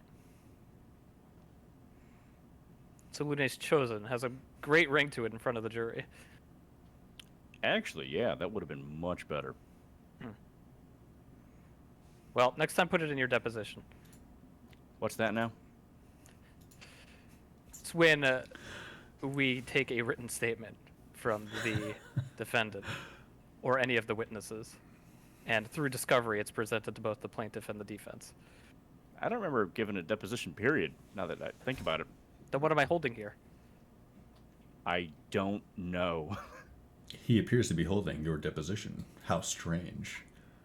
How inscrutable. So Taldred's always looking that over. He's like, did I say that? Oh, God, that sounds like me. It does. I'm going to look over at Brenner and see what he's doing. Brenner's very meticulously filing paperwork. He's making sure that everything is neat and tidy. These are affects that real-world Brenner does not have or no longer possesses. He seems a man of the court, as if he belongs here. As a barrister, Do you have 2 arms? He does, yes. In this image, it is a Brenner of many years prior. 20 so much. He Wait, so he stands, still has the beard, right? it's clean cut. Oh. It is trimmed into just a mustache and a chin beard. He's incredibly much more presentable to the court. He is still flying the flag of Torm on his chest. You can see that there are bits and pieces that on the original armor no longer cracked, pure golden, no longer fatigued. Oh, I should have called Torm. That would have rattled the prosecution. God damn it. I should have No. asked. I feel like that would have screwed me, honestly. Yeah. It would have I rattled. Sorry, across the table. It would have rattled today's Brenner, not this Brenner. Ah, you see yourself as the Brenner of yore. All right, it's the only way across the table. The only way that I could see myself putting him into the mind space of the person that Brenner inextricably trusts Taldred above everyone else in the group. That is so weird. It is, isn't it? Taldred's intentions flap out in the wind. I think you could say this of nobody unless else. the smoke screen, who knows? Well, then you got us. And you certainly got Brenner.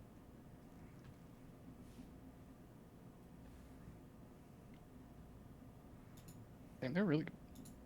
Yeah, Taldred, like, Taldred, are they redoing Mad Men in there? Like, what the hell is happening? Taldred, Yeah.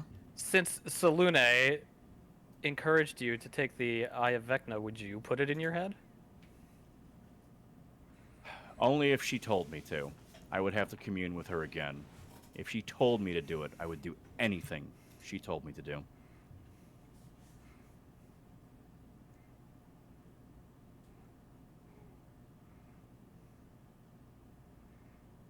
We'll have to inspect it firsthand and see just how much power remains in it.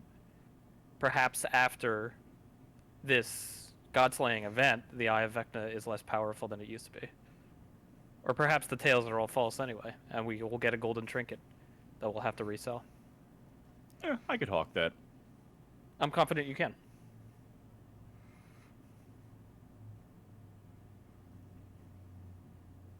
I'll look behind me. Is there anyone in the gallery? There is not. You can smell that the Githyanki aspirations seem to be leaking onto the table.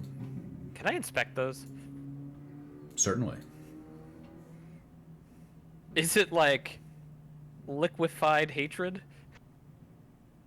You're not sure. How would you identify something as liquefied hatred? Well, first I would waft it, and then if I got nothing, I would pinky and dab it on my tongue. It tastes a bit like dilute vinegar. Certainly not pleasant, but it reminds you of pickle brine. Ah, they're bitter. So, do they know that they only have to come to like a 2/3 vote? Because I imagine what's happening is Yoros is dragging his feet. Wait, you don't think this is a criminal case? This is not a civil case. They have to come to consensus. Wait, I thought it was. I thought he said it was 2/3. They only need 2/3. They only need a Oh, majority. 2/3? Okay, fair enough. Taldred calls out to the Red Knight. He's like, "So do we get lunch or Why did you summon your meal? can we cast spells here? I mean, Try wouldn't it. that be an offense to the court? I don't know. I don't think that's a good idea. We're not an I'm gonna try casting a spell. Oh God, don't piss her off. What do you do?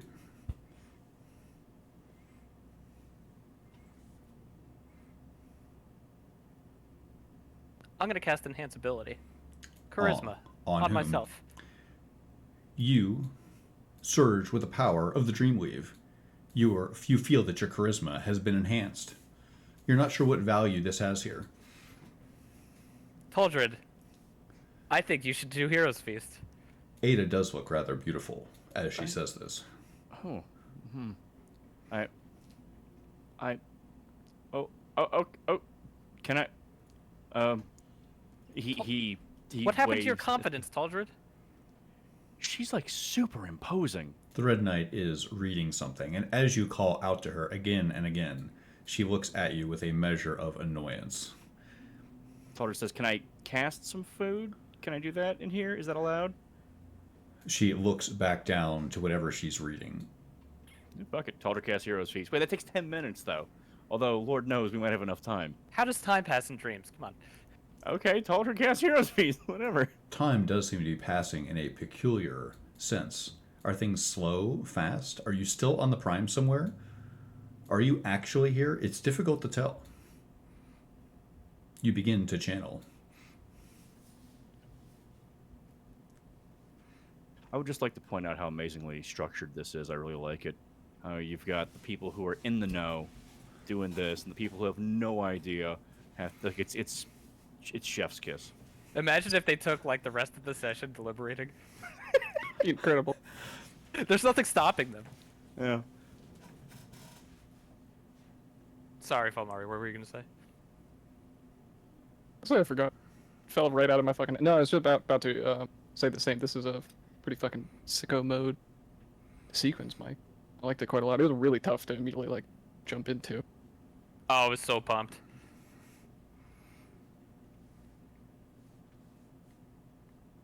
You didn't like to be suddenly nominated as a prosecutor. Oh, it was amazing. I was so waiting for you to call an unknown witness and for me to object with post hoc ergo propter hoc. I was like, come on, do it. Had to dig deep into my how much fucking court case TV have I watched? Like, leading question? Is that what that means? I don't know. I'm not a lawyer. It means you are implying a casual relationship when merely a circumstantial one exists. Right. Yeah, I would have floundered in your shoes. I would not know what to do at all. I've passed the bar, so. God damn. Well, okay then. That's. Have you really? Yeah. Oh. That seems a little unfair. I don't think Mike knew that. I don't think Mike. Oh, he. I Okay. did not know that. Wow. All right. We'll have Secondary cough. we'll have to talk more about that later. I did it through work to get a raise. Huh. That's amazing.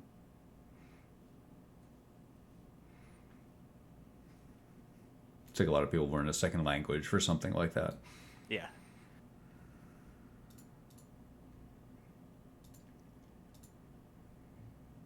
I love that the VOD is not going to include the deliberation. I really want to be a spider on the fly, wall, I yeah. know, me too. a fly gold on the wall. I don't know how they're gonna come back either. It's so. Isn't it fun? I hope they're I am role-playing it. sweating. I have the AC on and I'm fucking sweating. Like, what are they getting up to? Me too, but that's every time we role play. I get pumped. Okay, well, Taldred is stuffing his face with dragon meat. I mean, I don't think it's been quite 10 minutes yet. You're oh, waiting. Okay, it didn't go off. Okay. You're waiting. By the way, I was calling Brenner counsel as an insult because in the courtroom you're not counsel, Brenner didn't. you're okay. representative. I couldn't even remember the title that I carried when I was like, I rest my case. Sit at the chair. Prosecution. Prosecution, thank you. The words that eluded me. The nice thing about being in a dream is even if you fumble through it a little bit, it still works perfectly. Yeah, when nothing gold stepped up and she was like, "We want more." Sure. And I More was like, blood. yeah, fuck it, why not? Go for it. I Exactly. thought that was great. Yeah.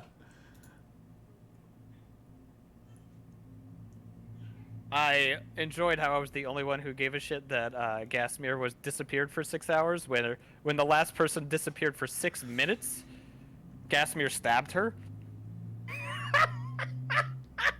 I Such a good point.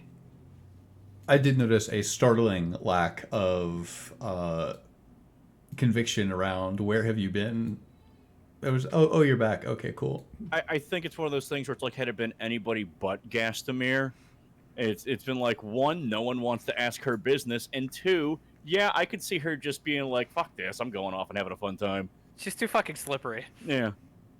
Brenner has no pin on Casimir at all, and the night was incredibly long and fraught with so many problems for his tiny brain.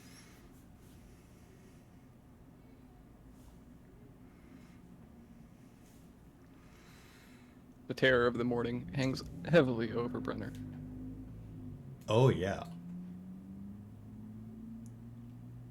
You think going to sleep is bad? Wait until you wake up. Oh boy. I don't say shit like that. Oh, I'll prove. Don't worry. I walk the You're gonna walk give me too. heartburn. I swear to God. Last time we came out of a dream sequence, were we at? Was that when the flaming fists appeared, or was there another dream sequence after that one? I'm fairly sure you are correct in that that was the same. I think that was the same. You may notice certain echoes. I'm nearly 100% sure you're correct that that was the same sequence. It was the same flow.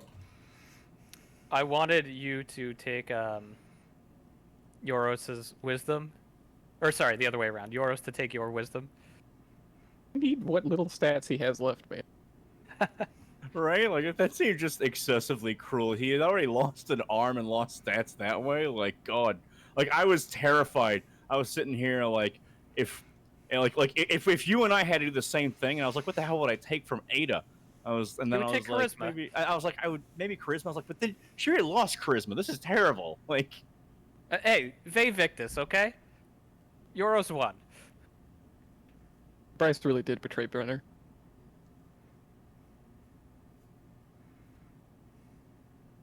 Yeah, we really got to give him that Gorgon. Little homie's been crit a whole bunch. Having 27 AC means nothing when you just right?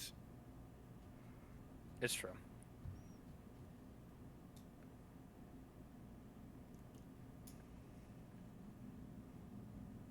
I can't believe it's still happening. I can't believe there's still. I'm gonna use the bathroom. I'm gonna It's get the dream bathroom. Actually, yeah, I'm gonna do that too, I guess. I suppose I will too. It's going to be funny when they come back and no one's here.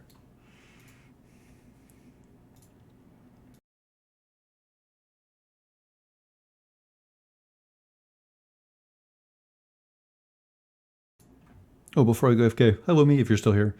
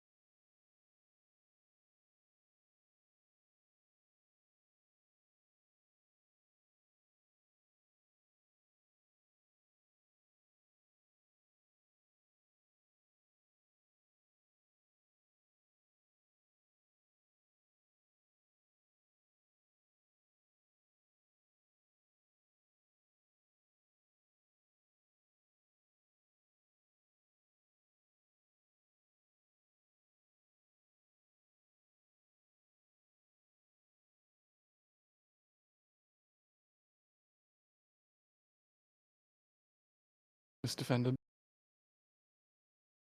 Appellant.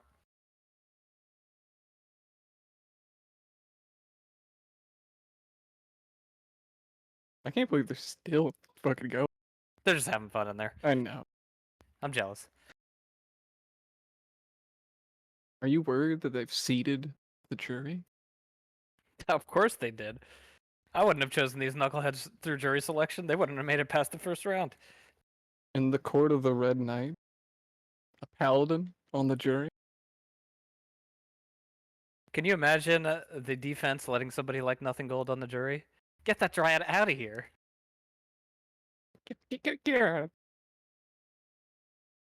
Oh man, I'm really glad I winged it as quickly as I did because I was like, I do have it written that Brenner was like crash coursed into nobility.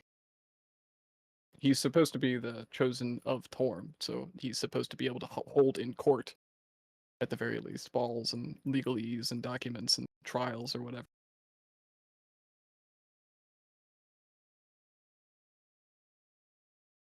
And that was fun.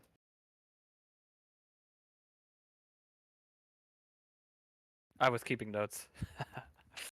I'm glad you could do that in between. Can't take notes. You can't, yeah. Nah, I've got to, like, my brain basically goes, like, I have to filter it into, like, how would Brenner have taken this? And it's like, a little bit of me definitely poured into pulling Tyrion Nefir at the board, but also, specifically, Brenner would have called him. He's the only person that has been within his party. Brenner is a man of arms, a man of camaraderie and family. And if your brethren see you ill, that's the darkest in his eye. I thought you were gonna call Tony Big T. I don't know if Brenner even fucking remembers Tony. Then that was a night of levity. It's true. He finally gets to see his bannerman after months.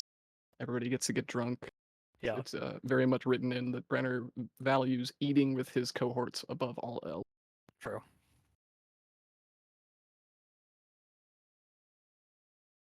But the visage of Tony is definitely lost to time.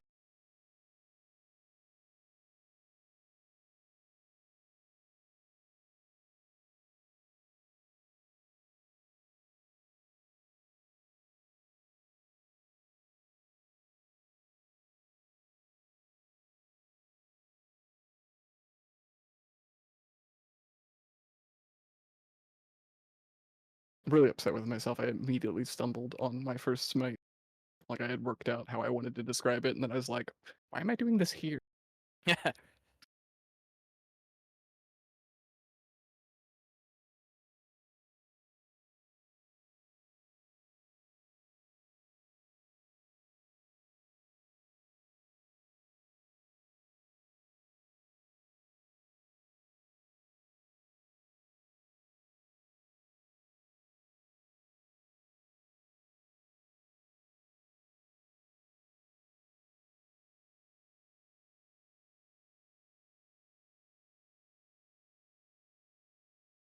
I know they want to side against us because me and Taldred represent about 80% of the group's pompousness.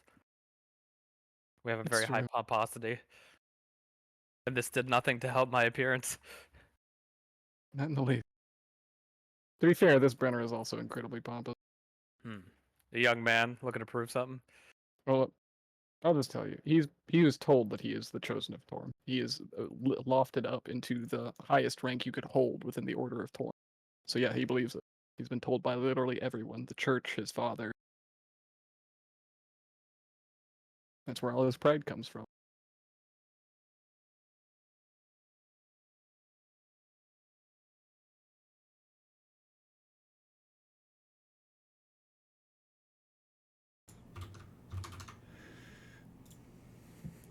Hey, Welcome back. they didn't come back in, did they? I didn't miss them. Nope. And I wrote on the, what is it, the session log, you know, the jury deliberates for at least 15 minutes, and then Ian just wrote, yep, they will not be rushed. I was saying how, As they shouldn't be. I was saying how I think me and Taldred are both on trial because we represent about 80% of the party's pomposity. Yes, definitely. Many of the silver tongues are currently behind the defense bench right now. Yeah. That you're back. Taldred Talton, are you worried that they've seated the jury? What? We're in the court of the Red Knight. A paladin of the Red Knight stands jury. That's true. There could be a conflict of interest here, certainly. Well, Ada doesn't know that. I mean, None of us do, to be fair. Yeah, but it's a dream. So, oh, Oh, Are you the lead juror? Nope. what? Well, what's going on? Yeah. We're just arguing back and forth. I've come up with my deliberation, and I walked out. Got it. Okay. Are they aware that it only needs to be a 2/3 agreement? You should probably inform them. Tell them that. You can feel free to let them deliberate ad infinitum. However, They've come to a conclusion. Yes, they are aware it's a 2/3 Okay. thing. Okay. I presume. Is that correct? Sorry, what did you say? Yeah, you are aware of the 2/3 stipulation, so. Only two of you have to agree for the verdict to be set. Yes. Okay. Primes of the jury, how do you find Taldry Talton? Yeah. Guilty. Guilty. Guilty. Fuck! Your Not Honor, I guilty. move for a mistrial. I'd like to set a fire. All of these things occur at the same time. This dream is extinguished with fires being set, mistrials being declared. The floorboards fly out of the floor, and at once this dream ends. Taldry, do you feel guiltier now? No.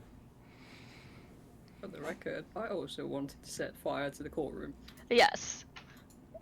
I was going to say on record that we offered to set fires to bust Taldrick Talton out, and Yoros was the one who said yo.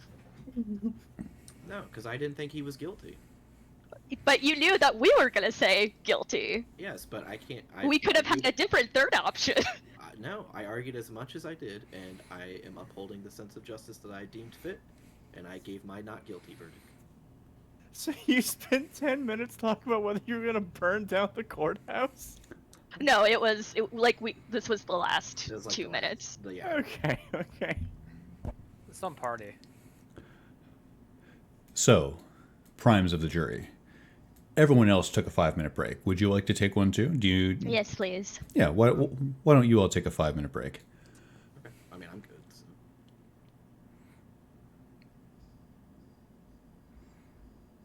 Guilty. Unbelievable. Ridley, I can't believe you have an away screen for Discord. That's so. I don't know how you do that. I was searching for that. It's I was gonna say OBS. over-engineered, but It's Delightful. OBS, you can just throw images into it, it's fairly easy. Oh, you're doing it through OBS. Okay, that makes sense. I'm actually Kind of. gonna get some water now, bye. Okay. Just close my camera like a heathen. same. Yeah. So now I'm curious. Yours. Tell me more about the jury room. Was it comfortable in there? No. I I kept trying to. I kept yelling at them to take personal biases out of things and just look at the facts, and they kept letting that cloud their judgment. I think that's totally fine though, because of the dream courtroom scene. Yeah. I totally forgot. I wanted to have the hero's feast finish as they walk back into the room. So suddenly there's like this blossoming of food. Like the jurors walk back in and like these platters rise from the ground. Yeah, and I'm like, here, have some food. They're like, thanks. Guilty, by the way. Go fuck yourself. I was gonna have it if you finished it that Brenner would have asked the red lady if he could confer with the defendants. I'm really surprised that Taldry was found guilty, especially because something that hasn't been mentioned so far is there was no guilt about Brenner transgressing. Like that wasn't. They were very stuck on him being accused of being a liar. He casts Zone of Truth every time an honesty check comes up. So there was the first stipulation with the first guy, and it was he did lie, but he never betrayed. Which I was like, okay, he never betrayed. That's good. So he lied. Whatever. Everybody lies. Is the end result good? And if you have to lie a little bit to get there, whatever, I guess. But then there was like the whole stipulation. Ian and I are about to repeat our argument all over again because I was sitting and being like, that's not what was said. I'd be okay with that because I want to hear it. And then we mostly got stuck on the grave part. Right, so essentially, Brenner asks, did you betray them? Tyrion does not say no.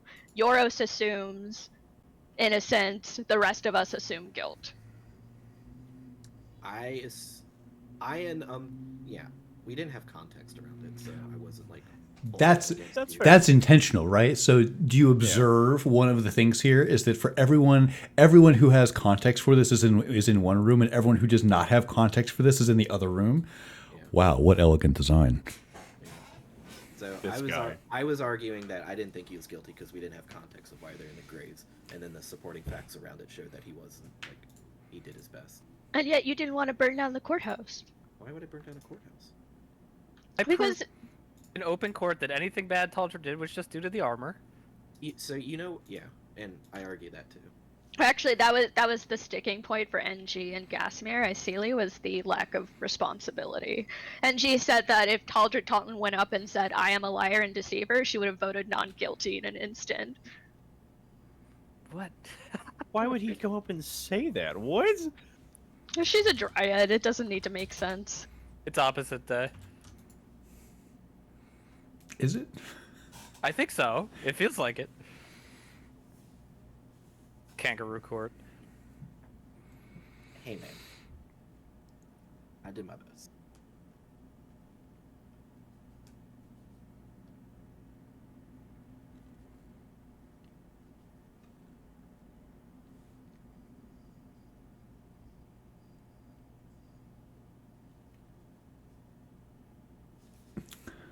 Everyone's back. Yeah, just setting something up real quick. I believe we have another dream. One moment.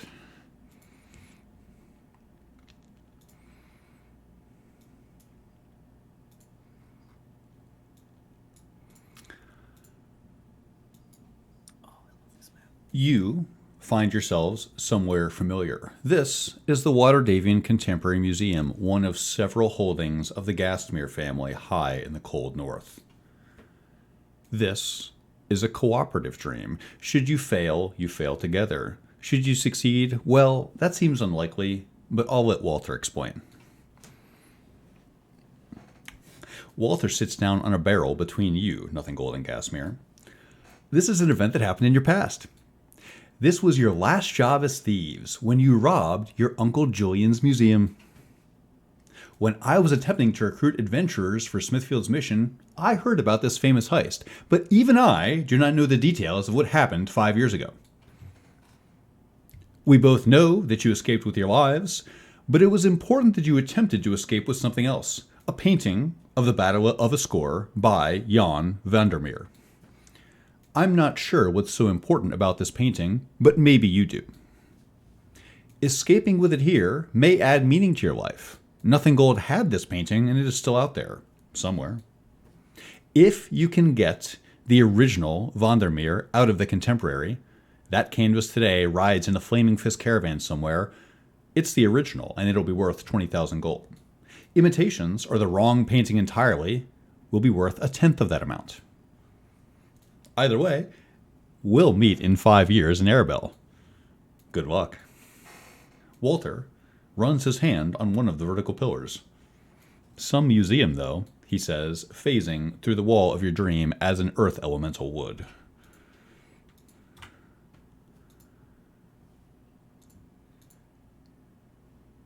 You were a different person 5 years ago, and a character sheet will be sent to you. Take a few moments to re-familiarize yourself with it.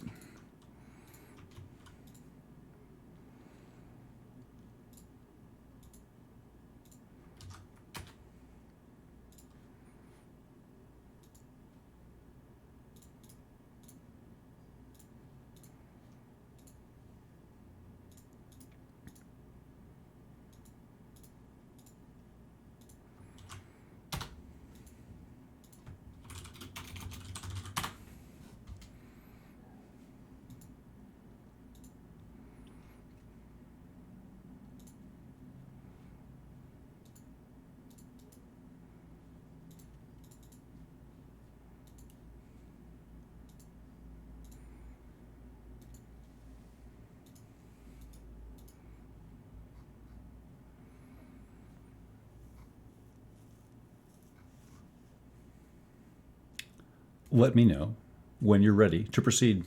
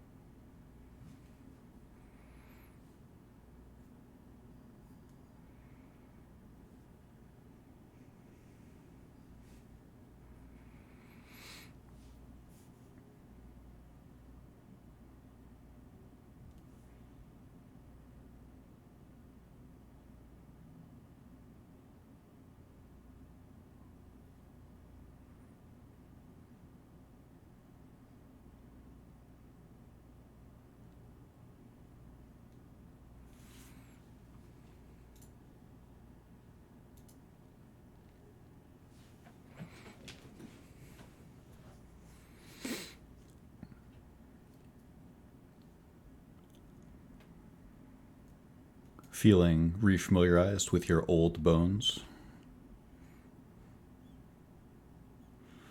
Yeah, I think we can get started. Okay.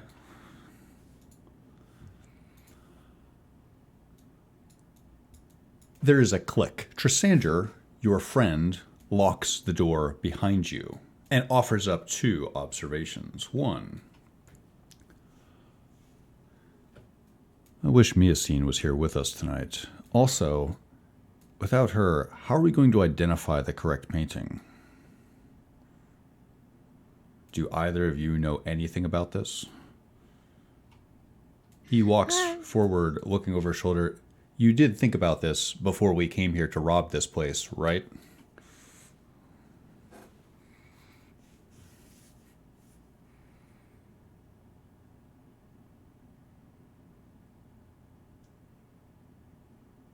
I think Nothing Gold leans in towards Gasmir and says, actually, some of the stuff that's on the walls was done by me.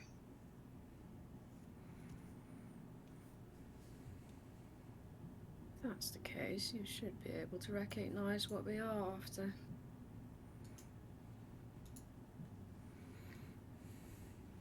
Are you excited? Immensely, she says, and lifts an eyebrow and doesn't look one bit excited. All right, well, you know this place better than me. Let's...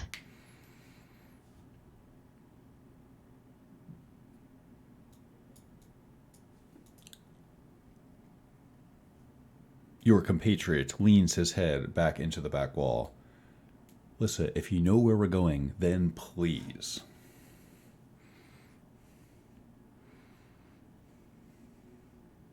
Do I actually know where we're going?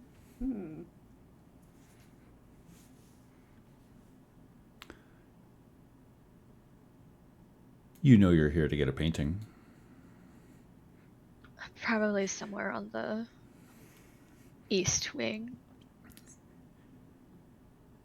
Yes, I wouldn't expect it to be with the skeletons I passed when I came here. You did remember to turn off all the alarm spells, right? How do you assume I would have done that? How about you take care and don't step into any? Trisander leans back in. Is there a night watchman? Should we keep our voices down? Does it matter? He suddenly calls out with an echo through the chamber. Can we just talk? Can we just talk? I believe you answered that question.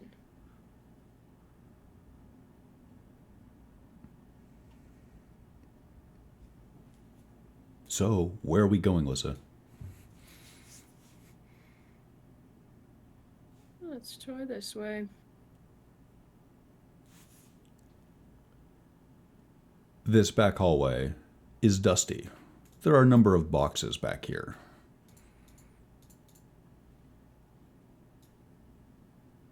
What do they look like they're filled with? She sort of like kicks one.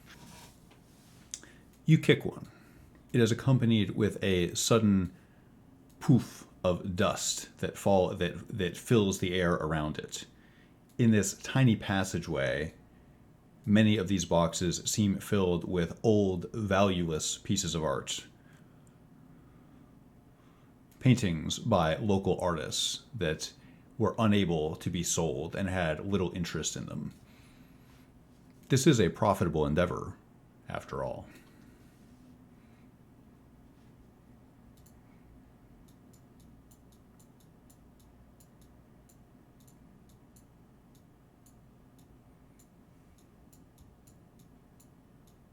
Is this door locked or open, closed?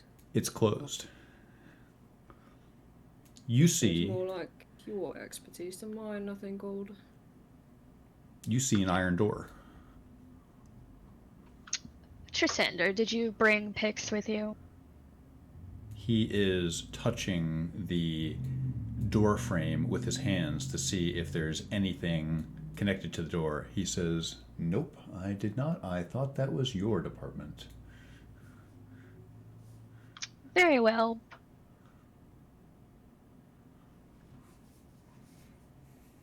Out of character question.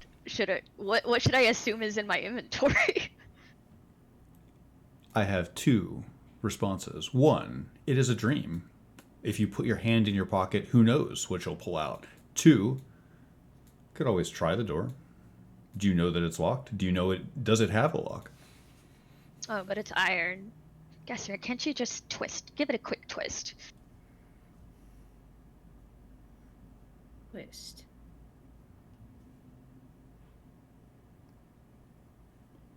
She tries to open it the regular way, as you would with a door. It creaks and opens. There's the sound of babbling water in this room.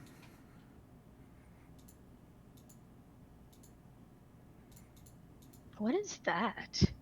And she sort of like squeezes in to like peek in past Gassmer at the statue. You gaze at the statue. This is a bust of Lathander, the Lightbringer. There's a plaque explaining that these plants are natives to the jungles of Chult. One of the plants has dewy white flowers that emits a warm, citrusy smell in the confined space. Gassmer holds the door and then she'll kind of push Nothing Gold into the room and follow in. You are pushed into the room.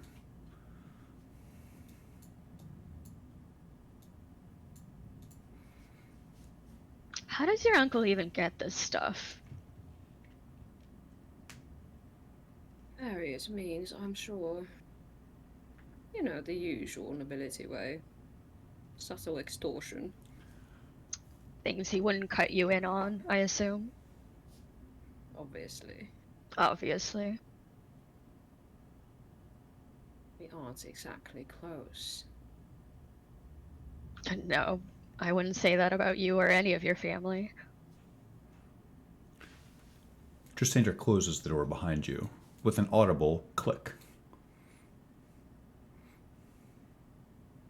I think Nothing Gold will reach over to take a cutting from one of the flowers. You do so. And she'll tuck it behind her ear for safekeeping. You have a brilliant blossom just behind your left ear. Is this somebody's throne over there? Tristander walks over and sits in it. Ah, yes, mine. Ha ha, you look so dashing. He gives a small bow. A plaque indicates that this is a throne of Queen Obarskir I.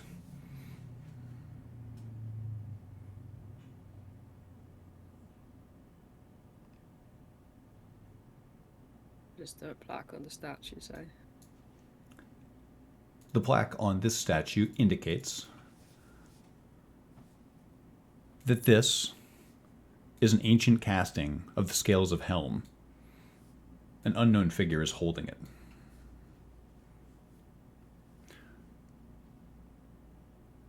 You hear something.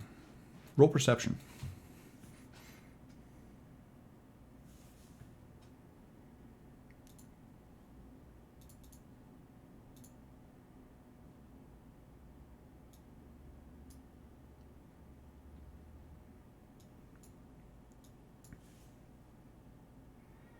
Five. 14.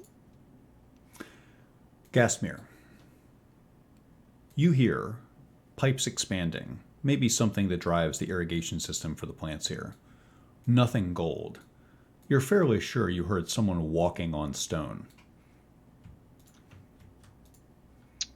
There's someone here.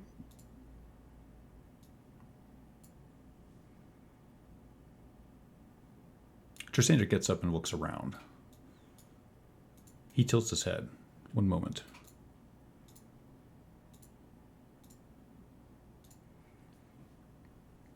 Someone here? I didn't hear a thing. No, I definitely heard footsteps. Listen, let's just get what we're looking for and get out. Which way are we supposed to get out again, Trisander? He's distracted by the flower behind your ear and leans forward to smell it. She grabs his chin. Focus. I'm assuming it's somewhere right around here. Isn't she supposed to know? She's been through here before. He's gesturing towards you, Gastmere. Gastmere brushes past into the hallway, sighing at She's the not. uselessness She's of not. this man. She's not as experienced as you and I, Trisander. Let's cut her some slack. You still have his chin in your hand, and you feel it move as he says, "I'm doing the best I can with what I have to work with, okay?" That's fine. She lets him go and will follow Gasmere. Can she peek around this corner to see if anything in line of sight? Roll perception. You gaze down the hallway.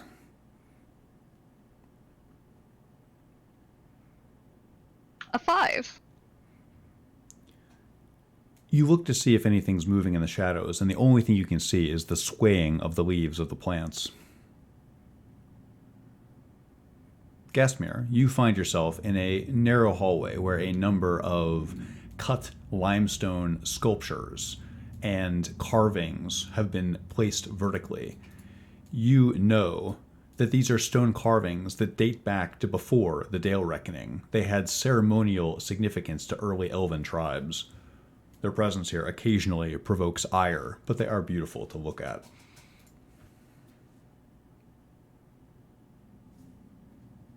Well, these are not what we are looking for. It does confirm that my uncle acquires his beautiful things from people who are not entirely willing to give them up. Nothing gold. You see something. 4 paintings. This must be the main exhibition. But then you also see something else. Someone is studying you. You are suddenly 20 feet away, face to face, essentially, with the night watchman. He fumbles to bring a light crossbow to bear before he realizes that you do not look like typical robbers. Excuse me, no visitors. It's almost midnight. How'd you get in? Hello? Gasmere strolls up to interfere. Get in the way so that the night watchman hopefully doesn't have a chance to get too good of a look at these other people. And she says, "Obviously I let them in. You do recognize me, do you not?" I don't think so. Who are you? Lisa Gastmere, she says very impatiently. Look, I'm new, but I'm not that new. I think I should go get Sir Julian. I think you should respect my family a bit more than that. I think my uncle is going to be very upset if you bother him with such minor details. I think you should leave us to our midnight viewing in peace. Midnight Or viewing? you get fired. Being very gracious here, young man. Is it okay? Midnight viewing? That okay. Whatever you say, Lissa. I apologize, Miss Gasmere. I'll leave you to your viewing. I'm so sorry. Yes, as you should be. Well, go on. He does go on. However, Wow. you notice when he gets halfway down the hall, he looks back over his shoulder at you and then hurries as he's moving out back toward the front. Crusader turns between both of you. Do you think he got a good look at us? I feel like he was looking right at me. He looked right at me, didn't he? More importantly, if anyone comes to talk to you in the future, Alyssa, obviously you should say that you were coerced into this.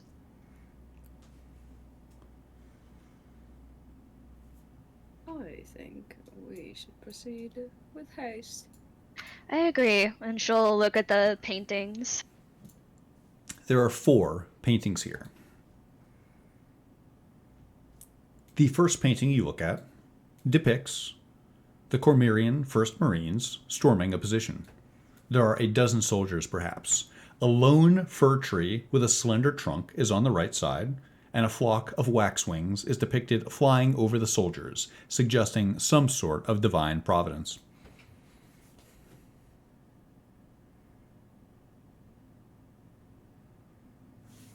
You gaze at the painting. Do you feel anything?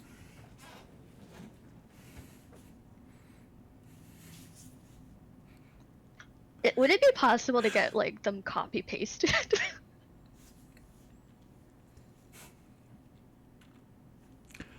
No. All right. So a Cormyrean squadron. I know that's not the word you used. That I assume is marching somewhere. They're not in the middle of combat. So it seems. Trisander looks over your shoulder. Is that it? That must be it. No, keep looking.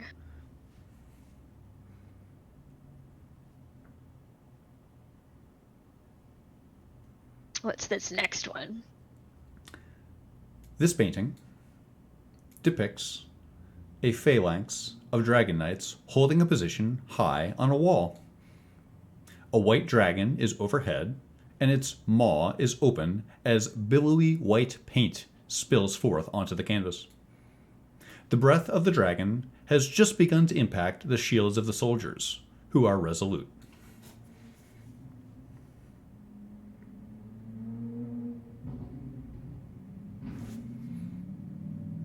Trisander takes one finger and touches the breath of the dragon, feeling the brushstrokes.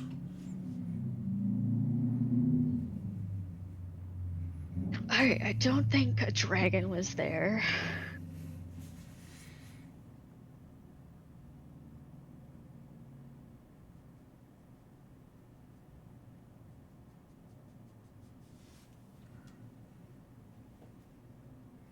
What's this third one?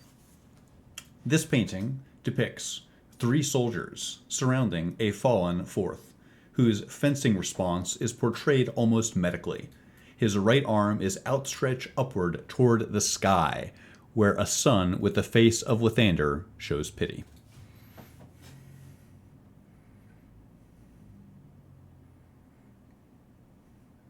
That's moving. But not very warlike.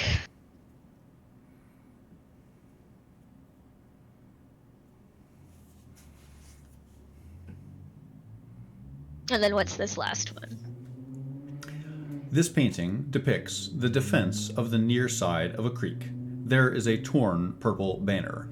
The battle and landscape are unfocused, with simple, chunky brushstrokes of color that suggest rancor in the background.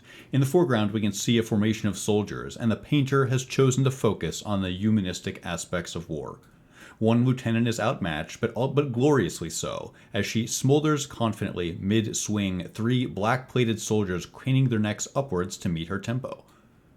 To the left is another lieutenant who has his mouth open and an outstretched hand. One single finger points to his left, and his sword is locked with an opponent. His face suggests fear, and the artist has blended a rose into the complexion of his cheek, giving him the appearance of an overwhelmed youth. Alright, this painting is it. Casimir. Trisander shakes his head. I think it's this one, he says, tapping on the white dragon.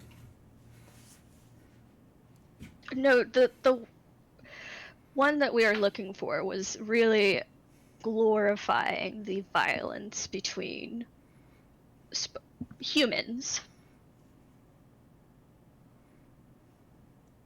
the suffering therein. That one is clearly objectifying dragons.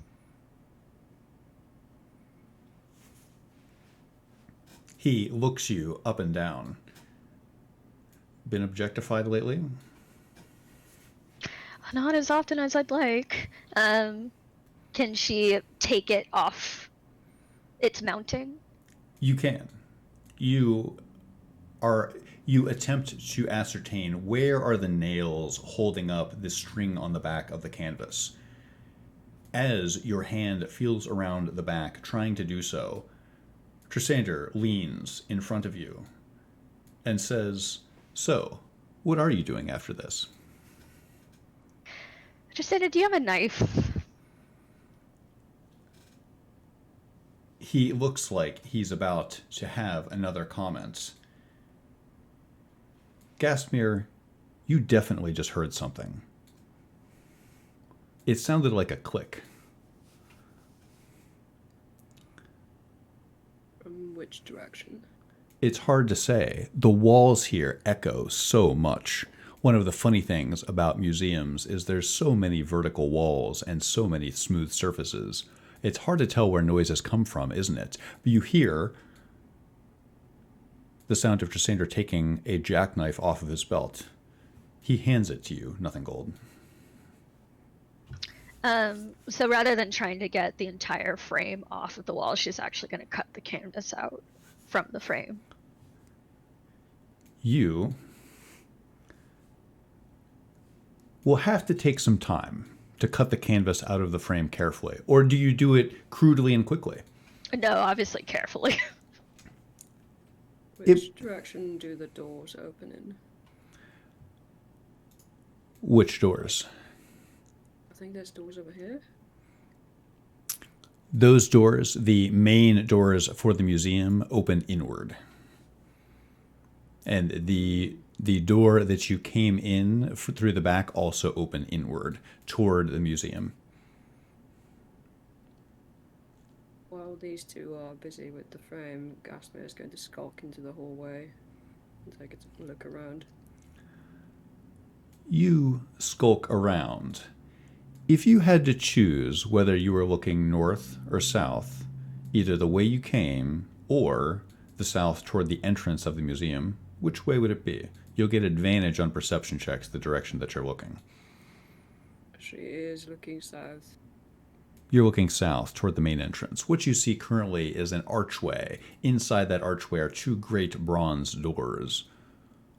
They both seem fully shut. In the main entrance, in the vestibule there is a guest book. There is a candle in a sconce that illuminates the area. There is a comfy-looking couch. Is it possible to take the comfy-looking sofa and wedge it up against the doors so it might be more difficult to open them if somebody's going to come through it? It certainly sounds possible to me. She'll do that. Make a strength check.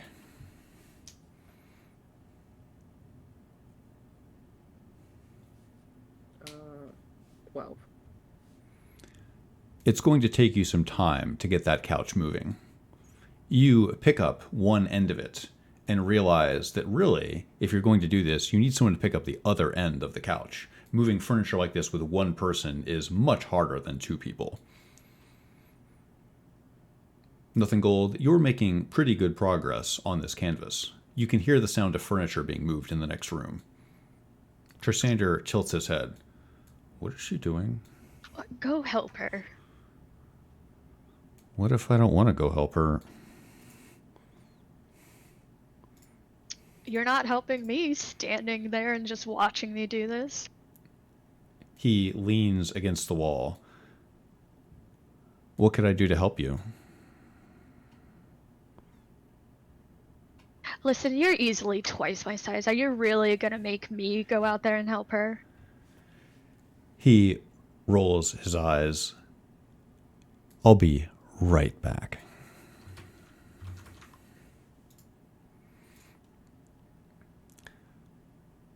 Lissa Gastmere, your compatriot approaches. What exactly are we doing? blocking the entrance, obviously, so it's more difficult for somebody to barge in again. Interior decorating? As you wish. Make that strength check again, but at advantage. Oh, there goes one die. That's fine.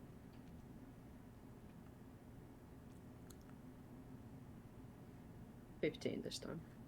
You pick up the couch, and you and your compatriot have no problem moving it. However, Gasmir, you've moved it a scant couple feet when you hear footsteps coming behind you, coming up the steps to the museum. From the... From the main entrance. Ooh. Trissander suggests that you get down. Just drop it.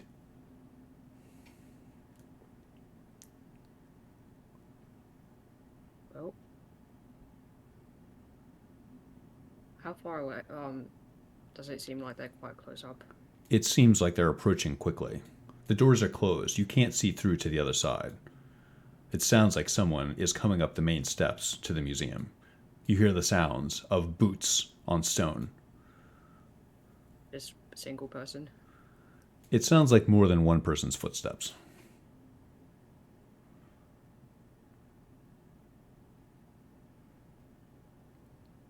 Trissander drops his side of the couch. It lands with a small thud. You get the impression they would have heard you anyway. He holds his hands up like he's not sure what to do. You're absolutely useless, aren't you? Okay, well, what? What do we do? I believe at this point we run.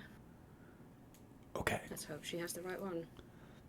And she's gonna head back towards Nothing Gold. You hear a click. And as you're walking down that hallway, you hear the main door open. You hear someone shouting. One moment.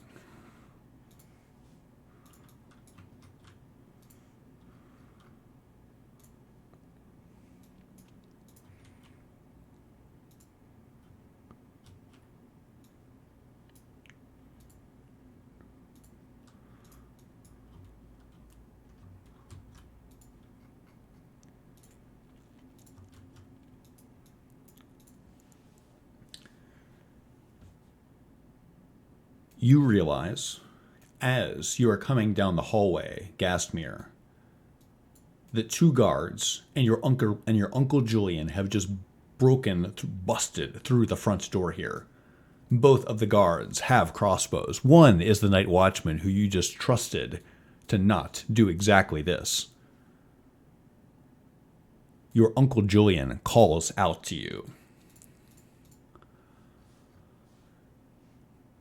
What? Lissa? You're robbing me? Stop them! What are you doing? Trissander has both of his hands up. Nothing Gold. You are only on the third corner of this canvas.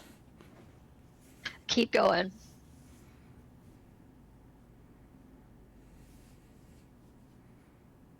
Roll initiative.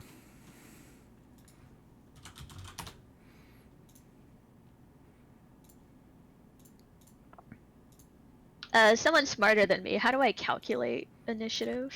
It's on your Your character dexterity sheet. modifier. It's just D20 plus your character, but there's an initiative mod on the sheet you have. Okay, thank you. I rolled a 5, so I have a 7. I also rolled a 5. Want to roll me off? Okay. I rolled a 6. I rolled a 7. Let's just I- hope that we got our bad rolls out of the way right there. So I have Nothing Gold with a 7 plus. I have Lissa Gasmer with a 7 minus. Doing some rolling on my end.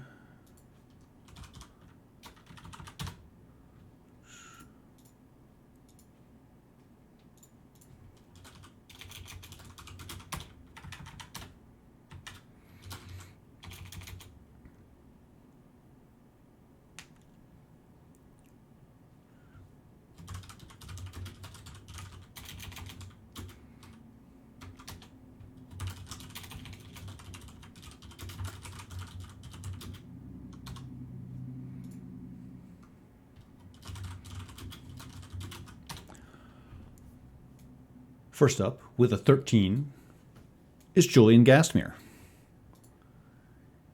He sees you and follows you with his hand. Lissa, get back here. How could you do this? Guards, stop them now. He is a relatively martial man, and he is wearing full plate armor. He was waiting for people to rob his museum. He had no idea it was you. He has a broadsword in hand and charges down the hallway towards you, taking his full move to close the distance. Next up... What can I say, Uncle? I fell in with the bad crowd.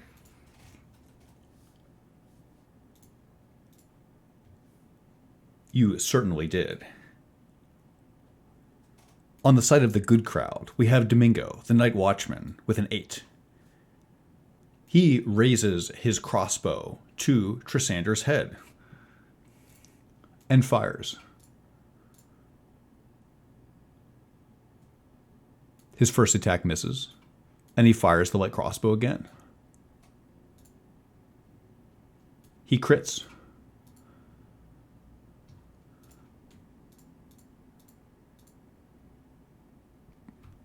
A crossbow bolt embeds itself in the side of Trisander's neck. He is not down, but he is bleeding profusely and falls as if to stop the volley of crossbow bolts with his hand. Next up, I have Nothing Gold with a 7+. Where am I on this canvas? You are it will take you one more turn to cut it out. And that would take up my action. That would take up your entire action. Alright, do I have any bonus action?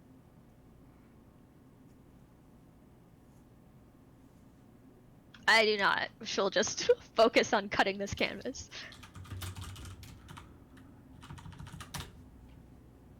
Let me check some... Okay. Yes, I think that... I wanted to see if Druid Craft was a bonus action. I can't grasp as a bonus action. You could snap your whip quickly and try to grab something. There's nothing in range that would help us. You spend your turn cutting through the canvas here. At the start of your next turn, you will have completed this. I have Lissa Gastmere with a 7-, with your Uncle Julian bearing down on you.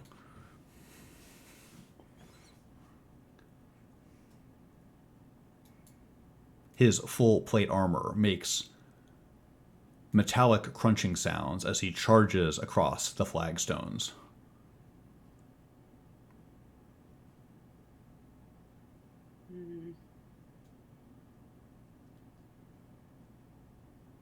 Reading this one spell because I don't remember what it does.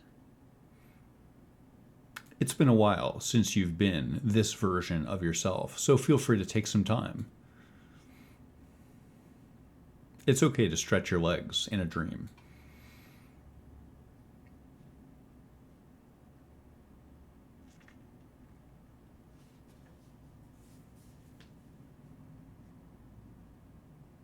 She says to Julian, "Exactly is the plan here, Uncle. Kill me? I think your brother might have some words about that." She lifts a hand and she's casting Gust. Try and knock him back. You surge with the power of the weave. You cast Gust. More as a statement than an actual, attack. You can push him up to 5 feet away if he fails a strength saving throw. What is your spell DC? That's a good question. It should be on your sheet. I think either way he fails with a 6. So he is pushed back. You push him back 5 feet. He replies to you. "I don't think Edwin's going to care what I do to you if I tell him what you did." What am I doing, Uncle? Besides viewing your little collection. Where do you think all of the money comes from? What is she doing to that painting? It remains your turn, Lissa Gastmere. Oh, just reclaiming one of the things that you've obviously stolen from somebody else. You break in and think you have the right to morally judge me? This is neither the time nor the place. This is exactly the time and the place.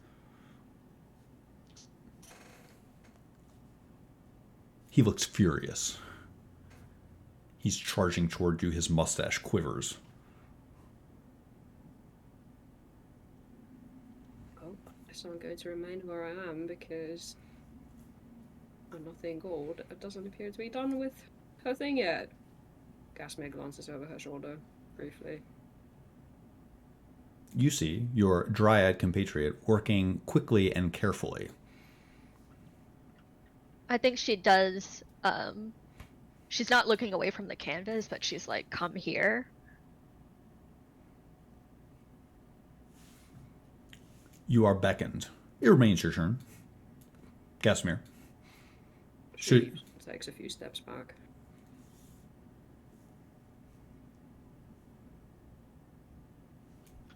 She has something that she'll do on her next turn, but she says, "We may have to split up."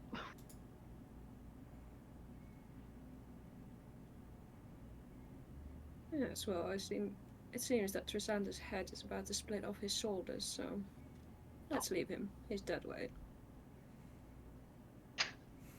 Shit. Are you can't, you don't have healing magic? You can't reach him?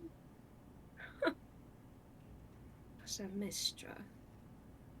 Not a cleric.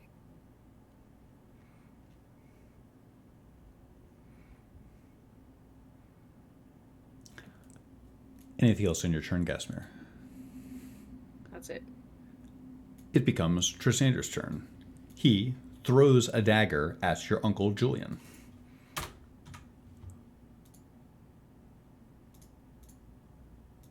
It hits.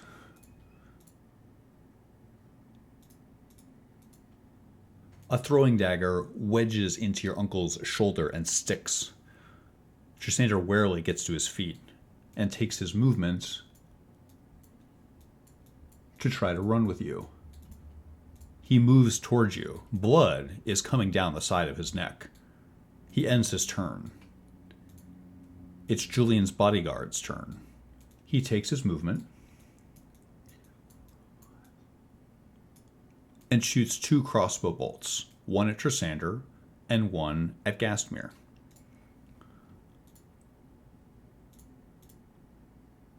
The one at Trisander is 14. Misses. A bolt is fired at you, Gastmere. Does a 16 hit? Probably. Yes, I think. Wait, where's my AC? Yes. Yes, it does. Take 4 piercing. A crossbow bolt embeds itself into your left thigh. Nothing gold.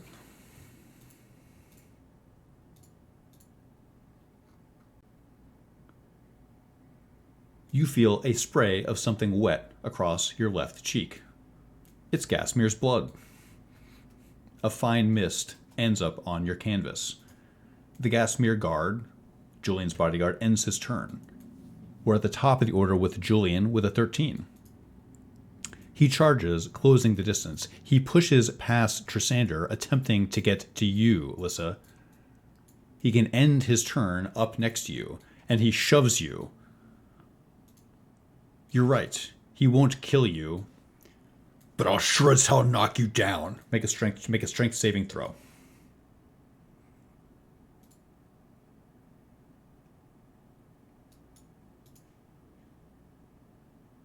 22. He charges at you, lowering his shoulder, but he can't make you budge. In his armor, he's too unwieldy, and you easily outmaneuver him. He ends his turn. Domingo, the night watchman, moves and takes 2 shots with his crossbow, one at Trisander and one at Gastmere.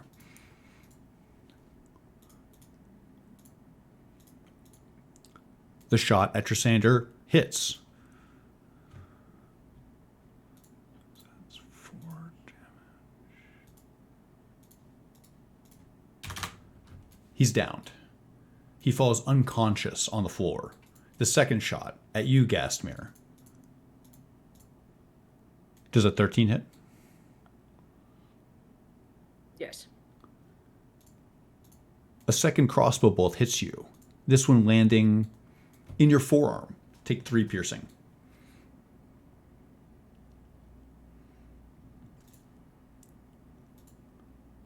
Next up, I have nothing gold with a 7+.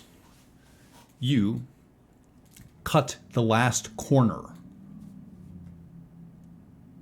You now possess a painting. It instantly rolls up on the canvas as it is no longer stretched.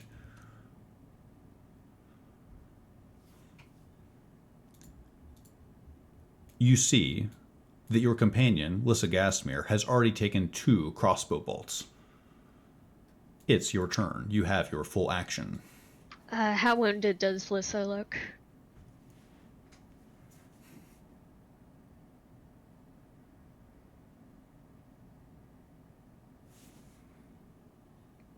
Are you asking me? Yes. Yeah, you're the one who Oh, knows yes. your HP count.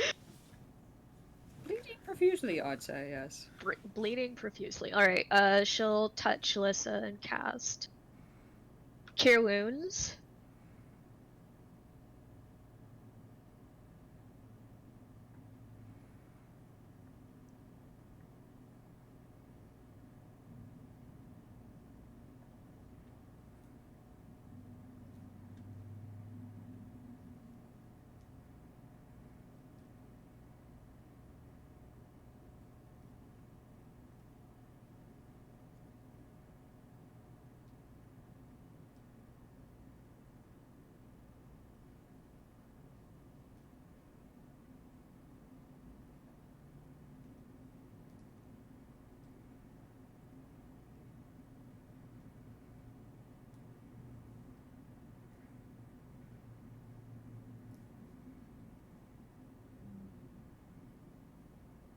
I think that's 4 hit points.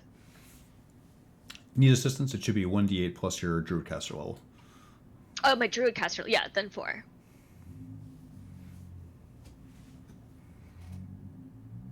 You are healed. It remains.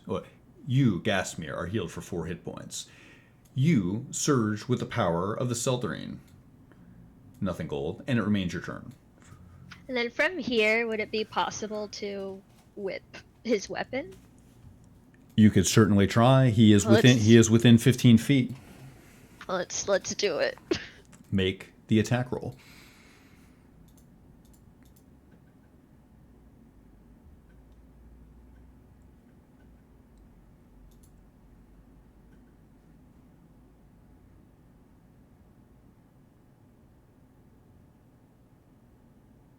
$16. You whip at his broadsword. You get just enough of the hilt to pull it out of his hand, and it clatters to the ground.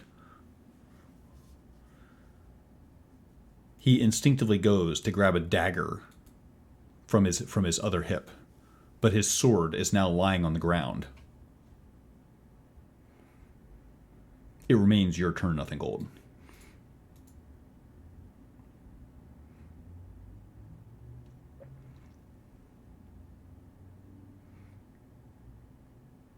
Let's see, what's my movement?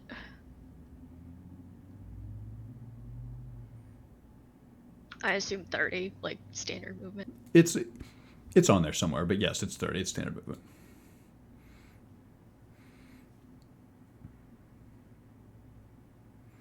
So she'll circle around him, like not quite yet provoking attack of opportunity. Understood. You slink around, now carrying the painting. You see your friend and companion gurgling to death on the ground. You get the impression that Julian is mostly concerned with his niece.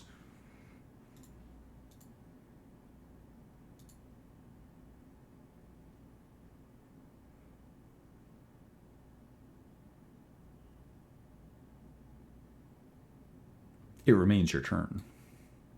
Oh, end turn. You end your turn. I have Lissa Gasmere with a 7 minus.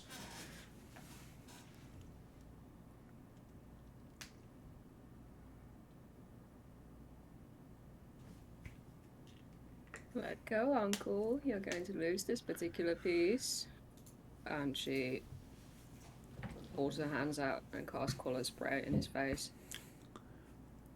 You do so, attempting to blind him with color spray. Sparkles. All the colors are magic. You successfully blind him because he has enough hit points to be effective. You can blind him with no save. Well, I'm sorry. No, I'm sorry. I'm thinking of another spell. Can you roll 6d10? Oh my gosh. And I'm reasonably sure you can beat 22. But I suppose that's not guaranteed. 16.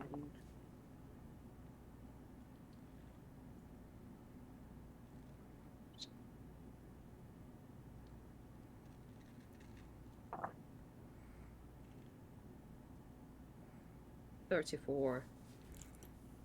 You blind your uncle. You cast sparkling, dazzling color into his eyes. He drops to his knees.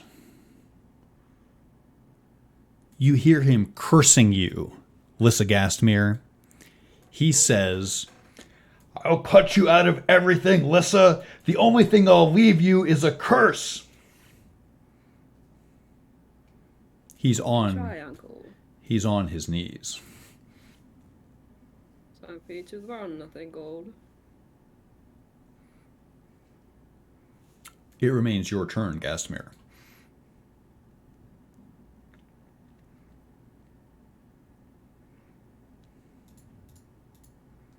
She's gonna kind of circle around him, but remain where she is, and she kind of gives nothing gold a bit of a push towards the door. But Lysander's right there. I can get him. No, you cannot choose. Between you and him? Between the painting and him, obviously. Don't be a fool. Right, because you don't think anyone would choose you. Just run. Are you following? He's not going to kill me now, is he?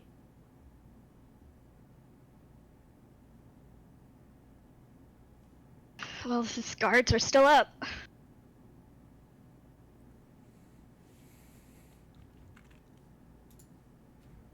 Anything else on your turn, Lissa Gastmere?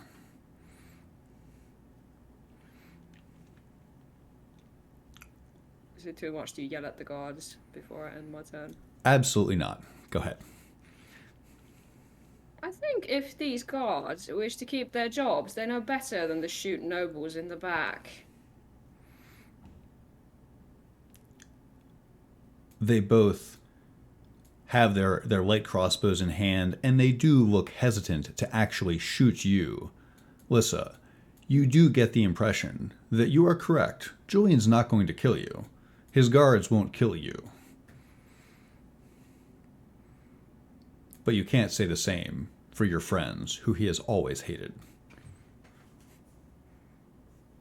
I will end my turn upon actually beginning to leaving Julian. He's blinded. I'm going to stride off towards the guards to get in their faces so they can't shoot nothing gold in the back when she flees, which she's obviously doing any minute now.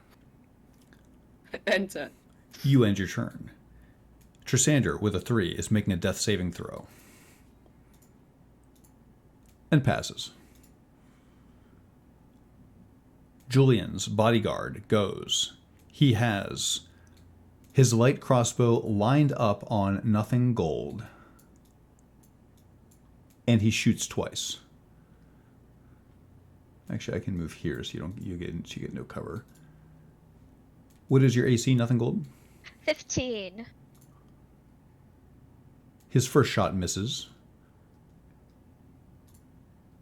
His second shot misses.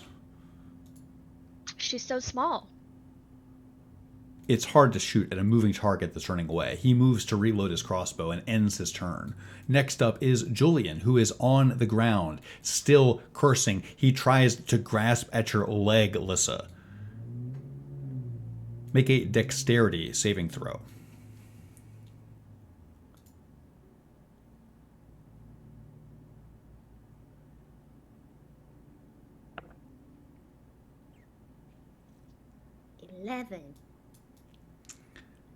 He grasps and grasps, but can't get anything. He holds his hands up to his eyes, wondering if he's blinded forever. He ends his turn, writhing on the ground. You did this to your uncle? Domingo, the night watchman, lines up a shot on Nothing Gold. He is right in front of you, Gasmir. Would you like to interrupt him as a reaction? Yes.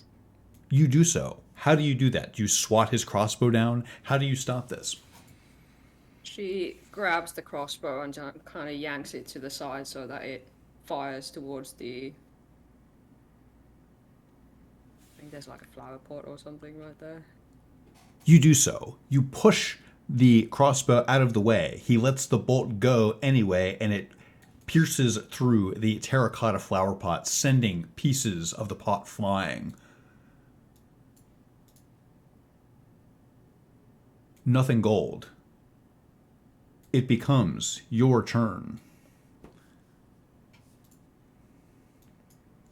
You are plotting to abscond out the back, is that correct? That's correct. With the dash action, you'll certainly be able to do so, as you have a good advance on everybody involved. But I have only 2 questions for you, as you successfully escaped with the Battle of a Score. 1, do you look back? Yes. What do you feel? Victorious. You transgress. But nonetheless succeed. It is thus that you find yourselves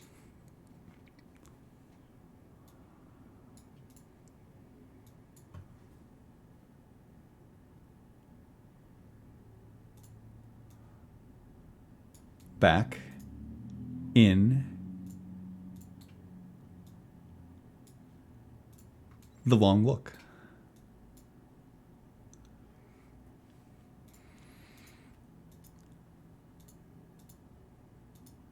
Good morning. It is the morning of September 9th. Someone is pounding on your door. You hear a ba ba ba ba ba ba ba. They won't stop. They are pounding and pounding. Springer rolls out of bed. Taldrin. 5 more minutes. Fucking dragon feast you keep feeding us are bad dream. Don't Who is blame it? my food. Springer roll out of bed into facing the doorway, calling out, "Who is it?" You hear a voice. Open the fucking door. Roll insight. Who is that? Sounds vaguely familiar. Who is that? Don't open it. 10. You're not sure. Sounds familiar. You're not sure who it is. Sounds aggressive. Open the door. Or Does it sound like Paul? Maybe. You're not sure. You don't think so, Lissa. Don't open the door. A suitable contextual guess, but that does not sound like Paul at all. swap me. I'm going to pantomime a sword grabbing motion. Taldred, quite the opposite. Taldred puts his shield up against the door. He says, "Who the hell is this?" You hear a sigh. It's Roger Dale. How the hell did you find us? Open the door. Shut the fuck up and open the door. the fuck up. And Aldred opens the door. You open the door. One moment.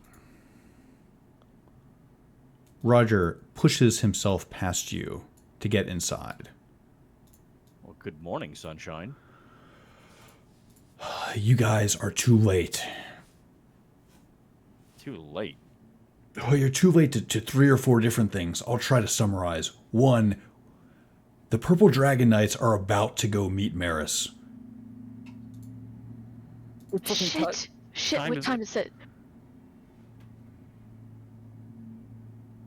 I don't know what time you're supposed to meet there, but if they said later, they fucking lied to you. But there's other issues too. Yes. Like? The Fist retook Arabel. Fuck. If they see that you're marching on the city, they're just going to sack it. If they sack it, I guarantee you they don't leave the portal intact. That affects both you and me.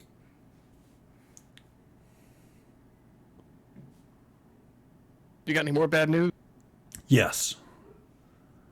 Well, go on. Lapalezi has a bounty on all of your heads. He's seeking not only the adventurers that stole his sword, but also, of course, Euros. There's going to be several thousand Flaming Fist looking for him. Not to mention Lapalezi himself. I already kind of figured that. What else you got, Roger? What else? I guess that's it. The Purple Dragon Knights are about to go over your head. The city of Arabel is presumably lost. The portal will be lost too if you act too aggressively. And 4,000 armed troops are looking for you. Great. How about fucking thank you?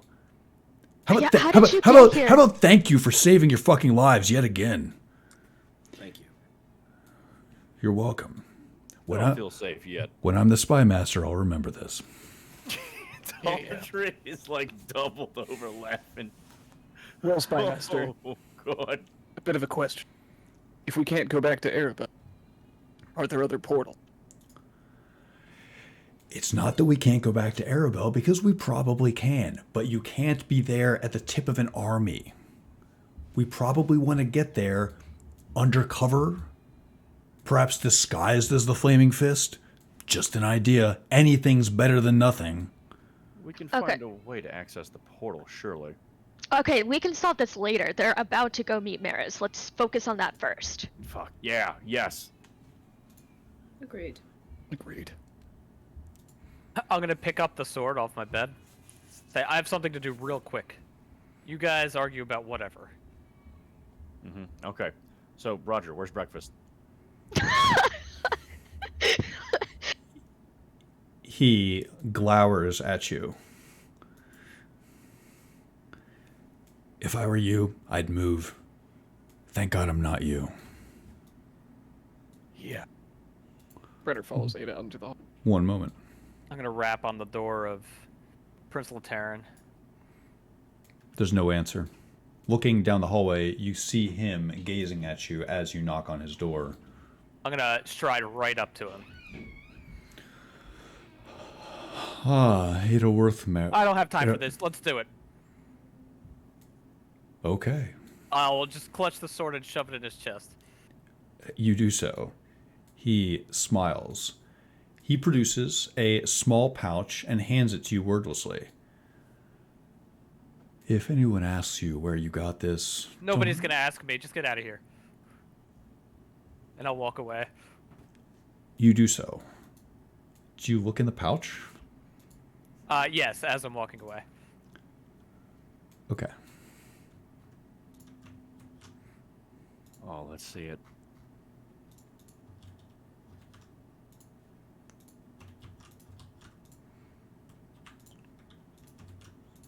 I'm gonna cough loudly as I pick myself up from where I was sitting on the floor, and I'll slowly meander out of the room. You do so. You slowly meander out into the hallway. Roger Dale is checking his weapons before stepping out into the street.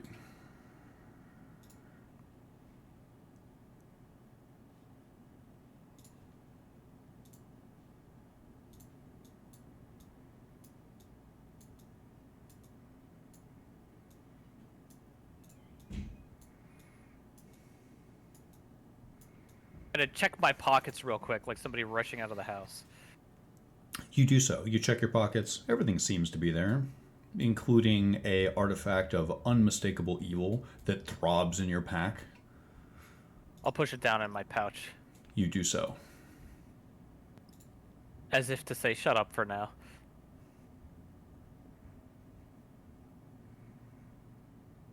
The party is shuffling outside, it looks like.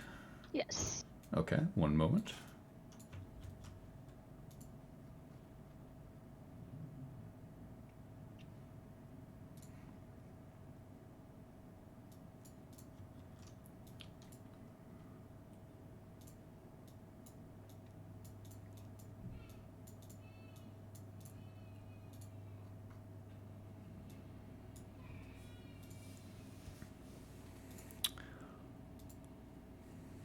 As they're leaving the premise, Brenner will... Could I have 5 minutes? Is that okay? Could I have 5 minutes, please?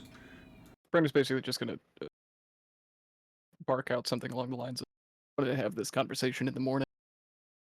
We don't have time. Whatever I do, follow in suit. Just trust me. Nothing golden, you know." I have to pee. Yeah, actually, I'll take a 5 or 2. Be right back.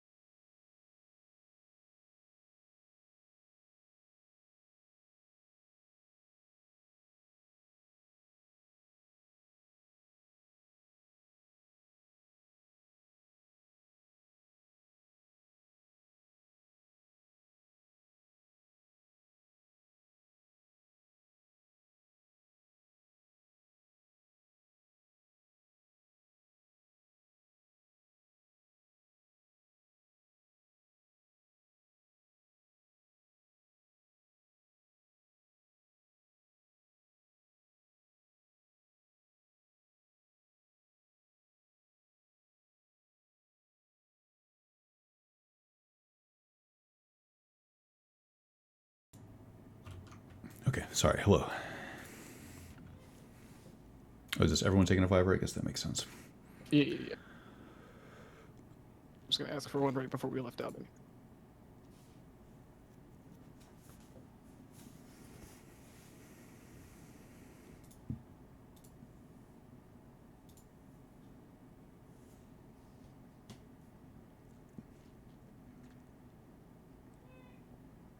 Well, maybe I'll go get a drink then. So I'll be Okay. back. I'll be back in a second. time. What are you drinking, Framp? Coffee. What else? Yeah. You fucked me up, man. You fucked my shit up. I guess. 50% evasion is kind of broken, though. It's really good. You also crit me for like 60 damage. That's true. I told you that mace is very good. I know. I mean, I've always known it was good, but I know it doesn't mark the same duelist feel. And I'm just Leonidas now, dude. I just stab people with stick. It's okay.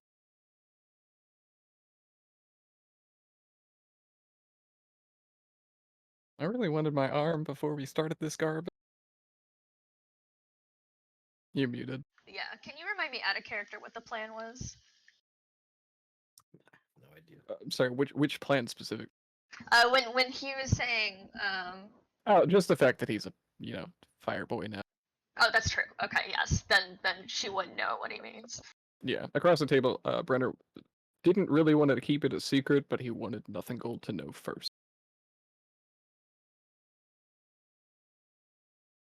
and then he was going to tell the party either at night or in the morning, and then nighttime was the beginning of the session. I was like, we should probably get the fucking ball rolling. We'll have time in the morning. Oh, stupid me. Then you get the shit beaten out of you. And he had a Wait. shitty dream, and then he was a fucking legal prosecutor. And for what? Yeah, don't worry about it. What are you Okay. eating? Peanuts. Chili nuts.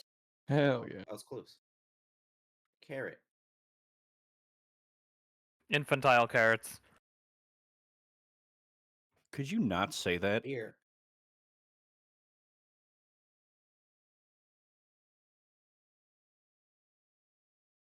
Dude, I drank so much sake yesterday. Yeah, you went through about 2 bottles, bud. Yep. I mean, I split it with some other people. But Oh, happy birthday, by the way. I can't believe that's completely slipped my mind. Oh, thank you.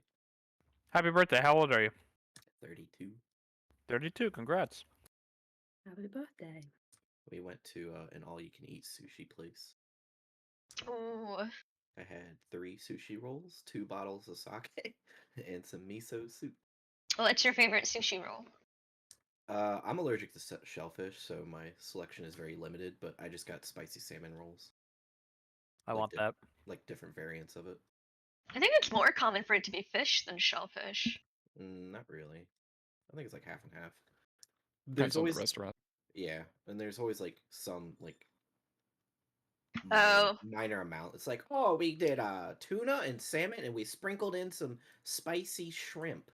Yeah, I forgot. So in America, you obviously have like fake crab meat all the time. Yeah, That's but like I don't- 70% of our rolls. Yeah, but I don't risk it. So But Yeah, thankfully, yeah. fake crab is actually just fish. It's just shitty, tiny fish that they yeah, mold together in crab facsimile. I like fake crab. Oh, I do too. Yeah, I do too. and then we went to the arcade after. We did. You have an We did all of it. arcade? No, Hagerstown does though. Oh, It's in okay. the mall. I've actually been there. Yeah, I used to work at the arcade in Winchester, and it was a nightmare, dude. For somebody that's sound sensitive, you hear the first 2 refrains of Yellow Submarine on loop from an air hockey table for 2 years straight, and you want to fucking just blow your brains out. That sounds awful. It's so fucking awful. I worked at a place that played like a pop radio station all the time, and I can't block like things out. So they kept looping the same songs about like fucking 10 times a day or something. I was losing my mind. Oh yeah. I also worked at a youth development center where they did the very same of putting on like the top 10 billboard, and there was just basically those 10 songs, and then oh, what's that? We're back up to the top again. Yes. Worked at a Terrible. grocery store that played at Paved Paradise, put up a parking lot 3 Oh. times Shut an up. hour. 3 times an hour. And I don't think they understood the irony. At some point, can you just file for like cruel environments of workplace? yeah. I mean, this is why employees steal. Like, let's be real. That's true. When I worked at the arcade, I ate probably somewhere in the realm of like 10 packs of Slim Jims and Twizzlers from the thing below. Well, and that's why I did my This is homework at mine. GameStop. They're gonna make us listen to GameStop TV. Hi. Welcome back.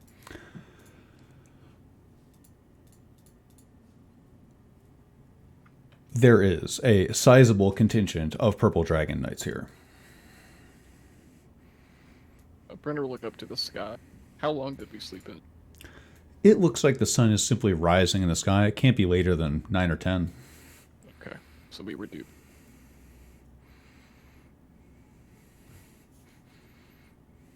Do you want me to pull Samantha over here? I With think the- they already assume we're treacherous. Maybe? Wait, why? What? They Well, agreed jump the to gun. meet. Yeah, they agreed to meet with us by their sides, and clearly they're not. Look, Well, do you want me Gas to Mace send is a gonna sending stall spell up. or not? To Samantha. Okay, there it goes. Real quick though, do I look any different after that sleep? Oh, yeah. How do you feel? Tired, Gaunt, maybe? You tell me. a little slim, yeah. Yeah. Hollowed out, perhaps.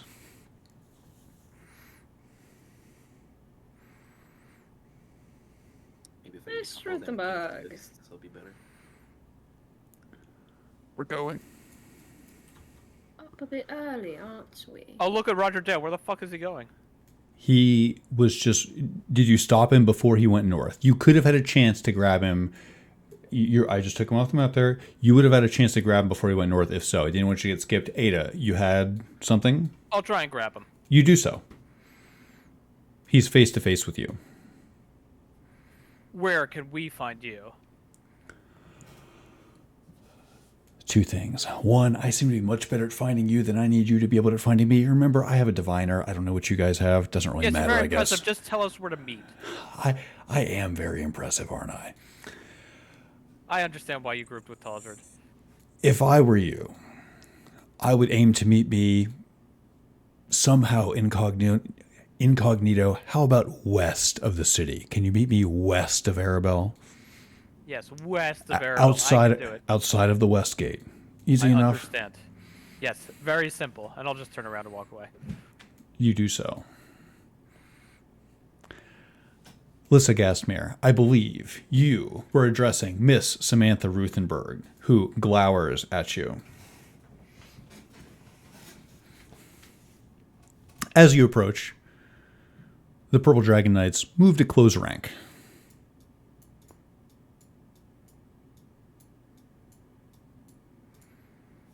Spanbauer already has his hand on his sword.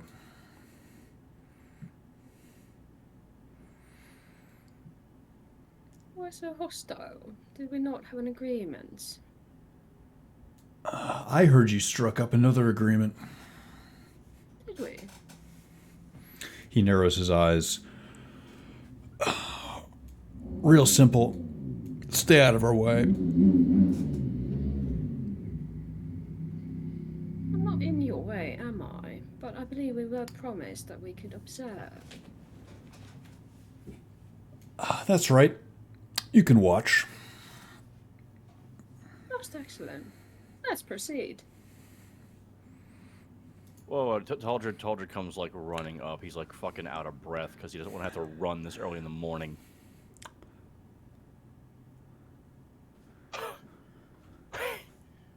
Hold up. What are you here to do? Taldred Talton. I'm here to tell Tierney Fang that you're coming. What are you on about?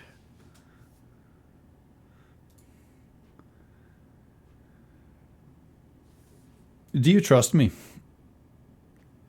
I'd like to.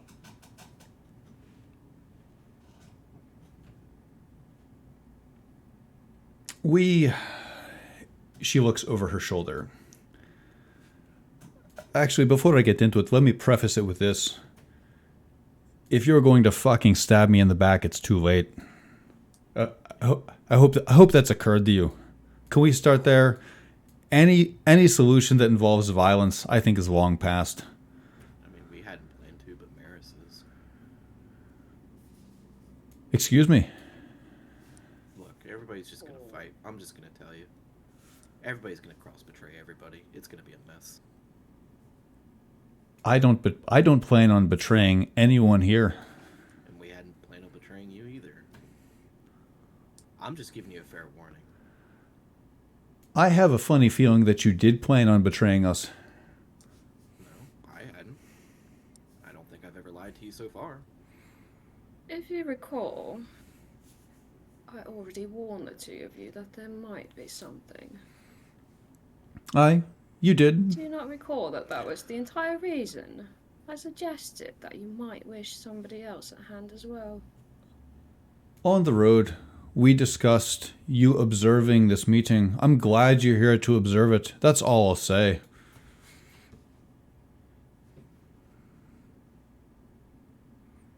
Again, if you trust me, it shouldn't be a problem. Hey, Samantha. She looks at you wordlessly. What do you keep beneath the barracks? Spoils of war, you little naive one. What does that one do for you? She shakes her head as if she can't believe that you're struggling to put these pieces together. I'm very disappointed in you, to tell you the truth, but we're going in there to meet with Maris. Easy enough, right? We know that you talked with her about betraying us. I don't think you will. I think you know that you're outmatched. No, she wants to ambush you in there. That doesn't seem very likely. Oh, really? It doesn't seem very likely that the high priestess of the god of lies might have fucking lied to you. Really? Taldra casts Zone of Truth. NG, tell her. You cast Zone of Truth. She puts her hands up. I don't have time for this. This game will get you nowhere today. Game? What game? What do I possibly stand to gain by telling you or lying about you walking into an ambush? If Maris was going to kill us, she would have killed us in Arabel. What? Where she had no power, really, by her lonesome?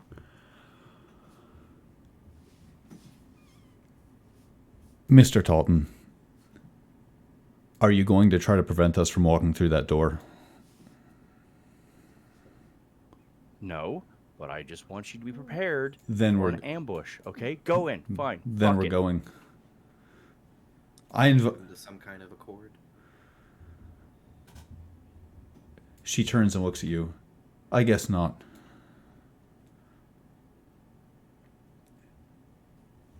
Do you follow her in? Don't you feel free to discuss across the table. Let me know when you arrive at a yes or no, what that looks like. I think the party's all looking at each other, right? Like, or like no one's saying anything, but we're trying to wordlessly decide this. Of course I'm going in. What else did we come here for? To walk away? Yeah. Brenner will kneel down as they're traveling in. I assume no one is stopping them. Once Samantha has crossed the threshold and her knights have followed suit, he'll kneel down to nothing gold. Are we leveling the place? They are. Why do you think they brought 8 knights with them? To talk peacefully? And are we to not intervene? Behind those doors is a climax of sorts. These are threads that have been tied weeks in advance. We leave now. What of it? Mistra is the one who ties threads. Who's tying this one? Us. I don't think so.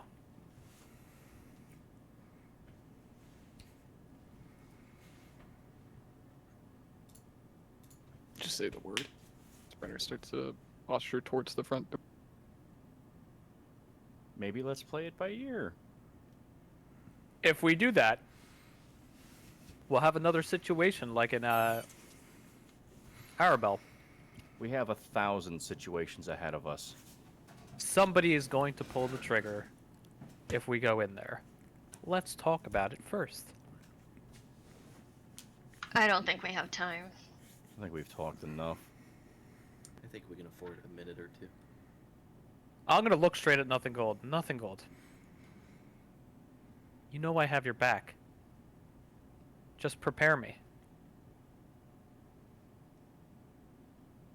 You want to know what I want to do? I think you're going to do something. I just want to know so I can be prepared. I'm on your side. You know that. I know, but I don't plan the way that you do. I'm not going to know what I'm going to do until the opportunity presents itself. I can tell you that I want this thing blazed down to the ground, and that in and of itself is going to be a sign to Mr. Tierney Fang that we are coming. Either way, I'll nothing gold. Just tell us when to strike the match. I'll smile broadly and I'll say, I can be your tinderbox. Thank you. Nothing gold. Whenever you want, you can use a bonus action to give Brenner an additional action. Oh, nice. I can use my bonus action Correct. to give Brenner.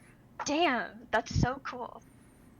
I would also like to mention before we go in here that I believe, I'm fairly certain, that the last time we ate Heroes Feast was around noon yesterday, and it has a 24-hour period.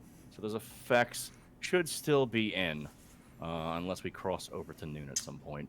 Unless my account keeping is incorrect, we should have 10 temporary HP. Yes.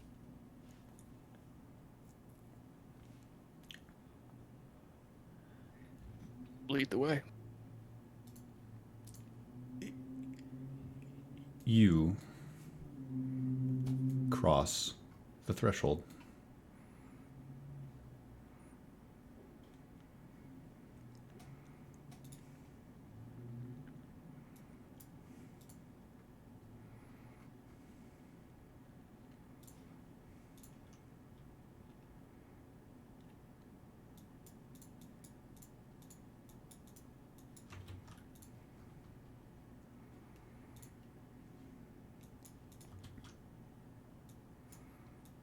One moment.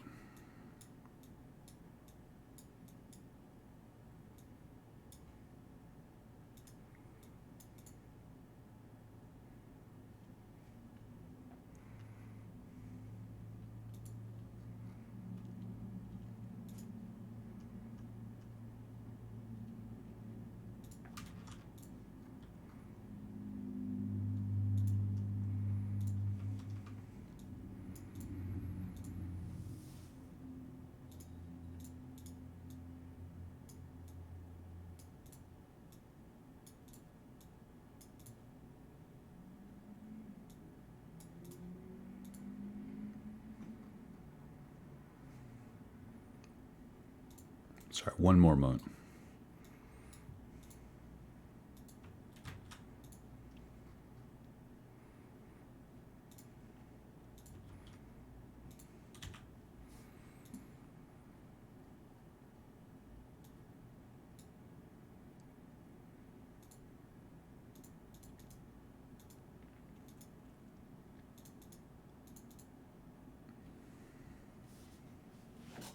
Maris is entirely alone. She is sitting on the edge of the altar. Her feet are bare. She offers an even gaze to the paladins. Nothing Gold, as you walk in, she glares at you as if to suggest that she is waiting for you to make a move on the paladins before their plan comes to fruition. Evan is already talking. He speaks evenly to Maris. Go ahead, contact the spy master. Maris surges with power. She casts Contact Other Plane. She reaches out to the Shadowfell. At once, there is a spectral simulacrum of a half-elven man with a deceptive smile. His hair is long and black, his ears are slightly pointed, and his blue eyes judge his spectral new surroundings with a confident gaze.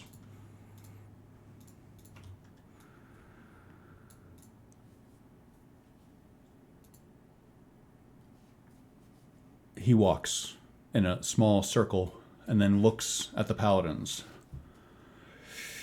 I understand that you want to make a trade of sorts, he says to the paladins.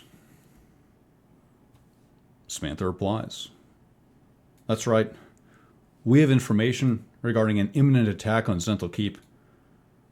I want to provide you this intelligence as part of a new relationship between the Zent and the nation of Cormyr. The nation of Cormyr, Tierney says dismissively. What relationship could I possibly want with a conquered people? Samantha stows her anger. We wish for a vassal relationship, as these lands once had with the enclaves of Netheril. We would wish to rule over our own people and grant you tribute and cooperation in results.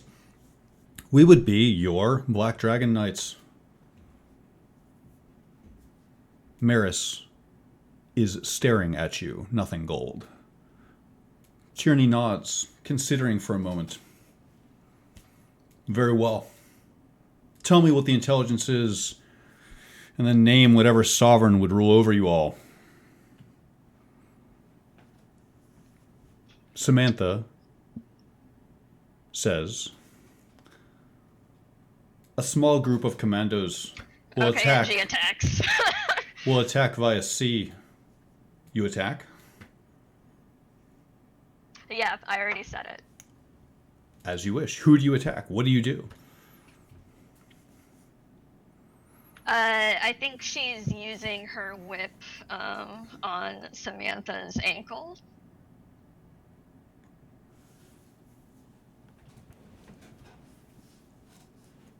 Roll to hit.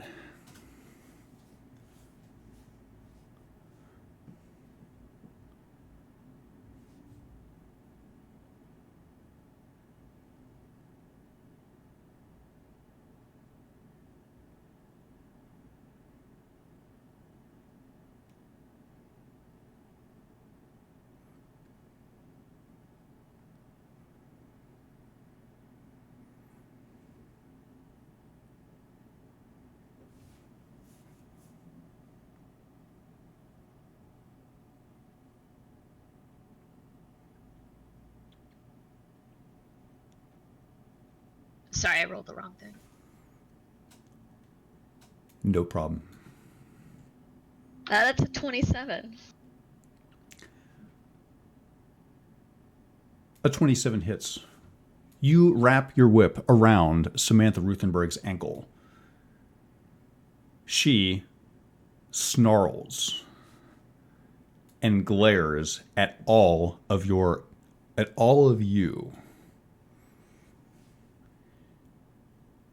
There is a moment of truth. Tierney Fang says, "What is this? What is happening here? Who are these people?" Samantha growls, "Get your shit under control. This is neither the time nor the place. Let go."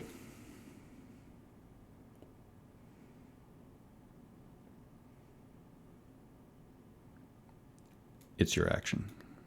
Brenner stares. Stares waiting. I have a spell on my lips. Let go before you ruin this. This is a business meeting. This is the future of our country. Let go of my fucking ankle. Mr. Fang, please wait 1 second.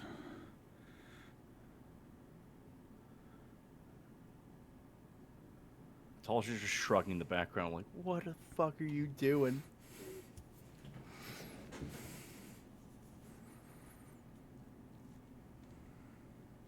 Your hand is on the piece.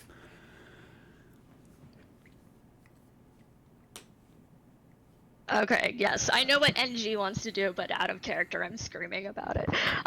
Yeah. Just keep yanking. Let's go. Do you nod to Brenner? Yeah, sure. You yank. Make a strength check.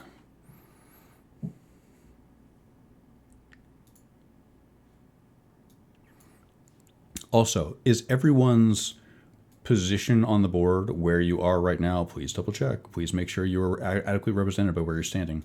Yes, Brenner is at the threshold. This is a like tiny stone staircase leading into the like main altar, correct? That is exactly right. Those are steps leading upward. That was an 18 on the strength check. One moment, let me roll something.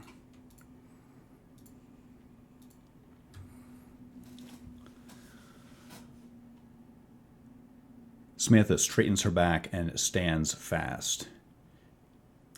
She, before you have a chance to wrestle her to the ground, snarls. They're going to attack via sea. They infiltrated your shipping lines and plan to arrive before the end of November. You pull on her ankle. Tierney looks nonplussed. What is happening over there in Suzail? Some type of... Who is that person? Do you need better security? I can dispatch more agents if you're unable to even keep the peace. Nothing Gold, what are you doing? What is your sequence of actions? Tierney crosses his arms. Darling, I keep telling you not to do this without me. And then she'll back off. Maris walks over to you.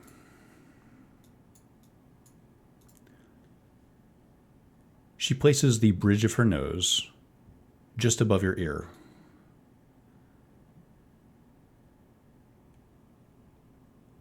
I think you need to be more careful with what you do. Are you going to do that again? Do you know what you're playing with here?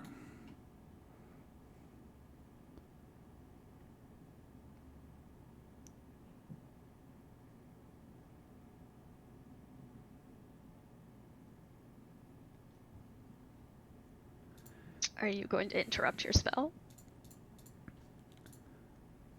She withdraws her face. No.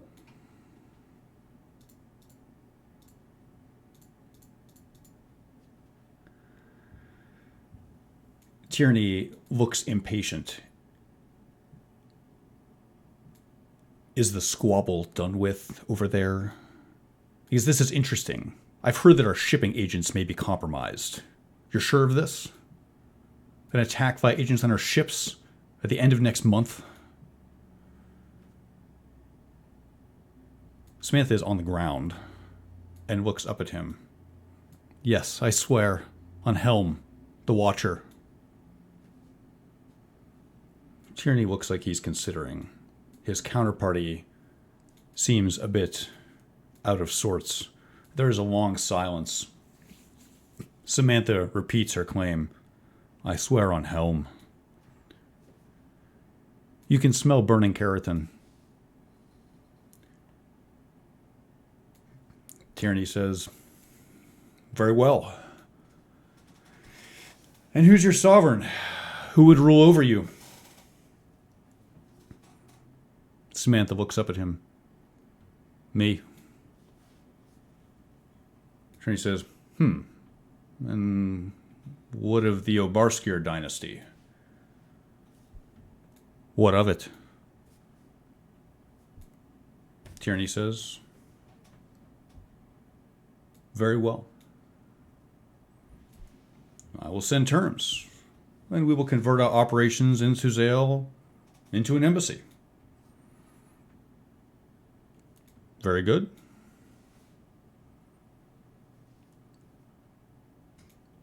Samantha looks over her shoulder at you, Nothing Gold, and then up at Tierney. She says, yes, I agree.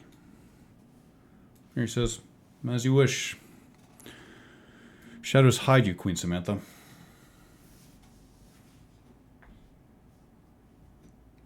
The spell withdraws. Tierney, or this spectral version of him, ceases to exist.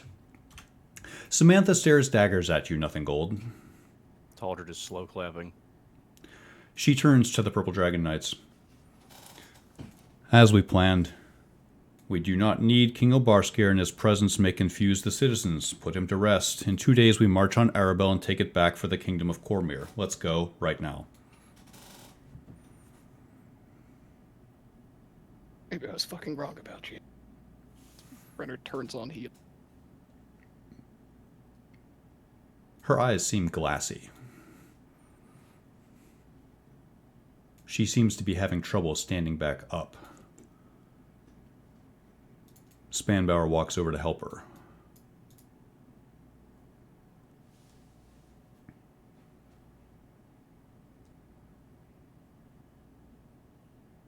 Samantha's looking at you, Nothing Gold.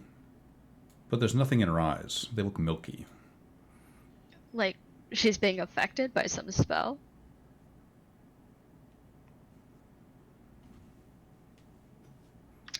She'll like lean forward, sort of kneel down, and like cup her face in her hands.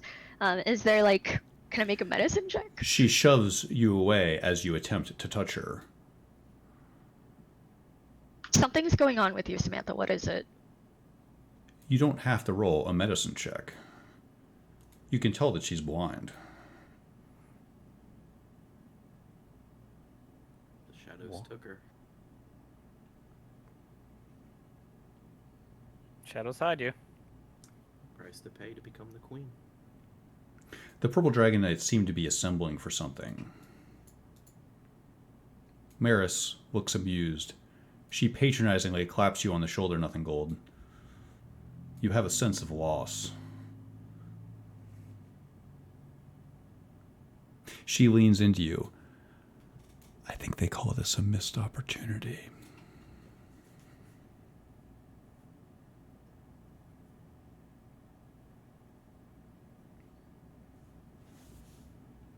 But you did your best, didn't you?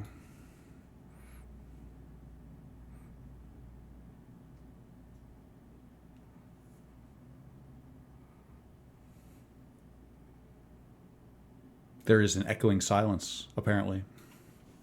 What formation are the Dragon Knights holding?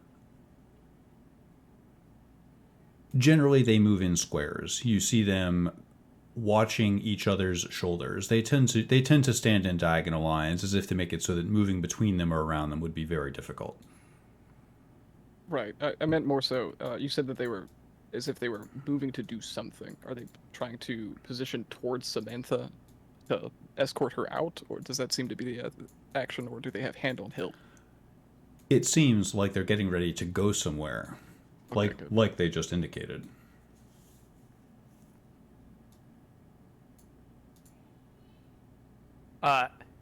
So we can see this whole scene even though this is raised up? Yes. Since Nothing Gold is crouching on the ground, can I see her? From that angle, I think not. I'm gonna move up then. You move up. Yes, perhaps you would have done that earlier. Perhaps we should... You were able to... Surely you would have had yourself in a spot... This is one of the reasons why I want to know where people were. Surely you would have had yourself in such a spot that you would have been able to observe this. Yeah, totally fair. Do we want to actually... Could we cut the session here? Why not? It's 4 hours, pretty good. Can we cut the session here? That would be agreeable for me. Thank you so much for everything. I hope that was fun. I hope that was a good session for you. It was really fun. Can we play next Friday? Everyone available for this coming Friday? Yeah. Usual Hell yeah, time? brother. Okay. Wonderful. Can I have a request for Friday? What? That we continue the scene in line. That's what I In was case planning on. Somebody yeah. wants to do something Stupid. bombastic. Yes. Yes, Yeah. if you want to, yes, I wasn't planning on like coalescing and giving you. Okay, so if you want to stop at this exact moment, that's perfect for me. Yeah, Awesome. Thank you. I just wanted to clarify. of course. Okay, good night, guys. Thank you for playing. Night, everybody.